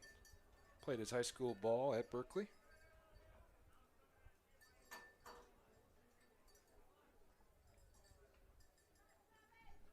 Russell to his left gets the call, and he is met at the line of scrimmage. And there's a number we have called a lot this afternoon. Cam Bailey, with a nose for the ball, gets in there and puts a stop to the ball carrier. Still, the run game has been limited, mitigated, and could be a lot more lopsided in that area. Kalamazoo just broke over 100 rushing yards on their last offensive possession. 3.3 a carry, not a big number. On 33 carries, even sort of a smaller number. That's credit to them up front. 3rd and 4 from the Bethany 48. Maurice will air it out, has his man, runs into the official, and is brought down. For the Hornets, it's Krishnan. He made the catch, and I don't know if you can give half a tackle to the official, but that's what happened. I mean, Krishnan caught a body, and it's another one of those where it's a really quick throw over the middle. That was almost sort of, a fadeaway jumper, as high and soft as it was thrown. Nobody had a chance to protect themselves there, and yet it looks like everybody's okay. Our umpire's right back up there. Those guys, when they stand right next to a mic, you realize, oh, wait a minute. They're in the field of play, and they could get smacked on any given football play. The umpires are fearless. 1st and 10 from the Bison 39. Maurice has his man in the flat.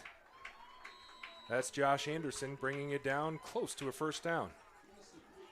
Well, so maybe Anderson is the third option in the passing attack. I don't know if we necessarily knew that was going to be the case. You expected, as he was listed on the depth chart, right? But there were other guys that we expected we'd see maybe a little bit more. Braden Lavis, maybe a little bit more. Jaden Johnson did have a couple of receptions at tight end as well. Josh Anderson's going to leap off the film. That's the opportunity a game like this gives you. Let's see what some of these other guys can do. If we don't have to call the number of the top playmakers, then we'll spread it around and see what the other guys have. Play is blown dead as the give went to Russell. Let's step back and say for a moment, what's at stake for the Hornets here? Within reach, a 2-0 start, going into next week with a chance to sweep the non-conference schedule before MIAA play begins 2 weeks at Calvin. Can I tell you what the difficulty is? The great starts around here that Kalamazoo's been experiencing for years are such a shot in the arm, right? It gets you feeling oh so good. And then there are times in conference play, granted with fantastic teams, often teams who are receiving votes or even nationally ranked, being Hope, Alma, even Albion a couple of years ago, and then some of the wheels fall off. Continue talking about that in a moment. Russell gets the call, spins and tumbles his way to a first down. After contact made about 5 or 6 yards downfield, he's able to get close to the first down marker. They're going to mark him just short. So to wind up last year 4-6 after a 4-0 start, to beat Calvin in what was one of the most epic games the MIAA has ever seen here, and then drop the rest of that slate. Again, to some unbelievable football teams and some tight games. It definitely hurt, and it leaves echoes in those future seasons beyond that. 3rd and 2. What will the Hornets do to keep this drive alive? Pass to the flat, and getting popped was Anderson. For the Hornets, Anderson goes down but moves the chains. telling you, Anderson has absolutely earned himself more reps. You don't have to look too far back, too, to see when was the last time Kalamazoo went 500 or beyond. That was back in 2023. They also won their first 3, swept their non-conference that season, and those were 2 very decisive wins. But then kind of the same story in non-con play. You really want to flip that script, and it probably comes largely on the back of Dawson scooping. Fresh set it down for the Hornets. Russell, after getting met at the line, is able to extend the play and get 5 before going down. And I say that not just because of the performance that he's put on this week, not just because of the no turnovers so far, the unbelievably huge numbers from that first half, the 382 yards passing, the 6 total touchdowns. I say that because there is going to be so many opportunities for him to take over games himself.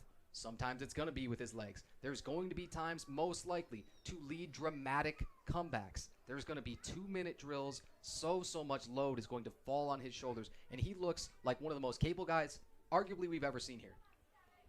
2nd and 5 to give to Russell. And he'll pick up the first. Talking about scooping, it makes me wonder, he won Conference Player of the Week last week with numbers that were less than what he got in this first half. Yeah, in a single half of play. Could he get repeat honors after 1 half of play this week? We don't know what's going on in the rest of the conference in terms of individual performances, but he's making a bid for it.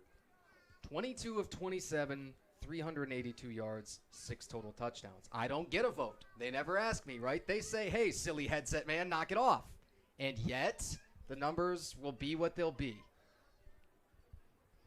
It's 3rd down and 2 on the 17. 3 minutes, 25 seconds and counting left in Kalamazoo's home opener. Zach Maurice in shotgun. Hands it off to Russell. Russell trying to make a move, cuts inside, and he'll go down after a gain of about 7.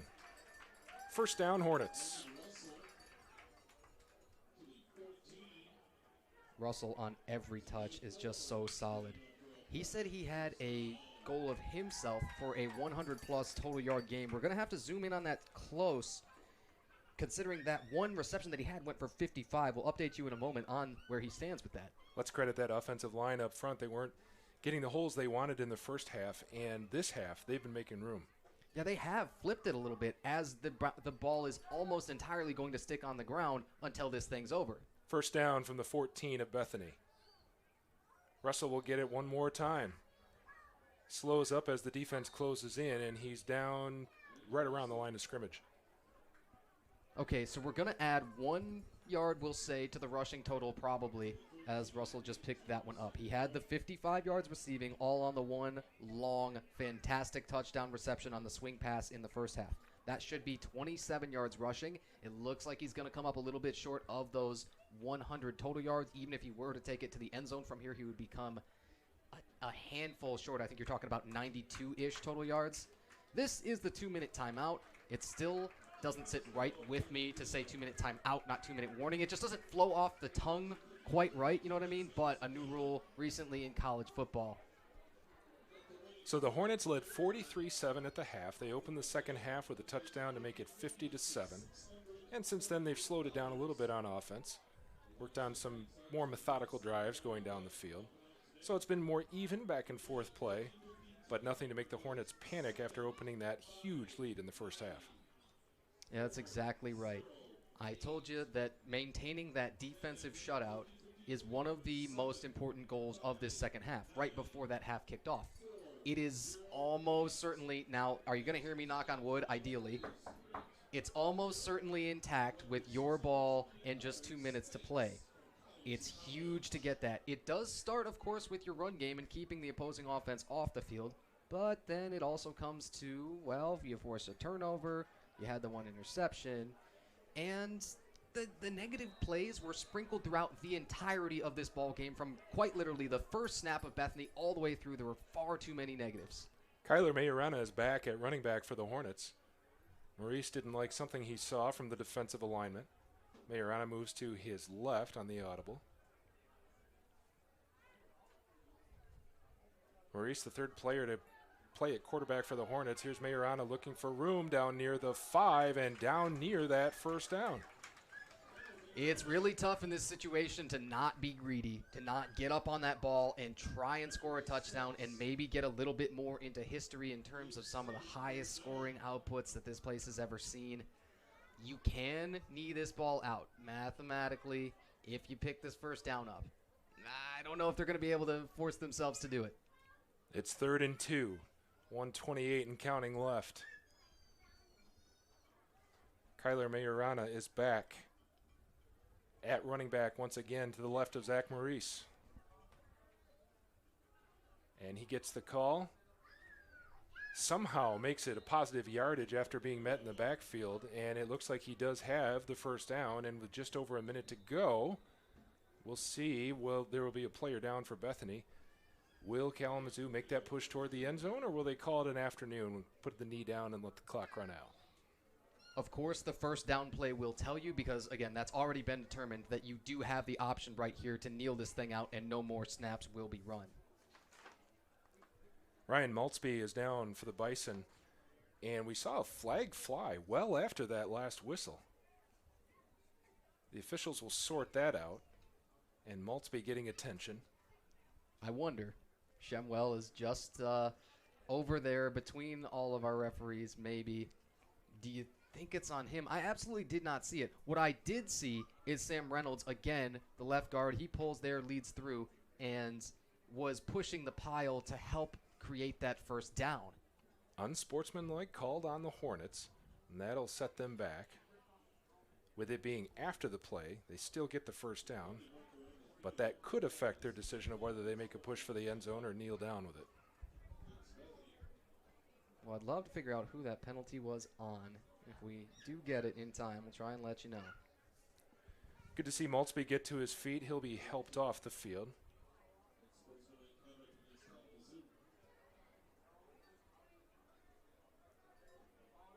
You know, interesting. We've just had the scoreboard flip off right now. Of all times for that, that's tough.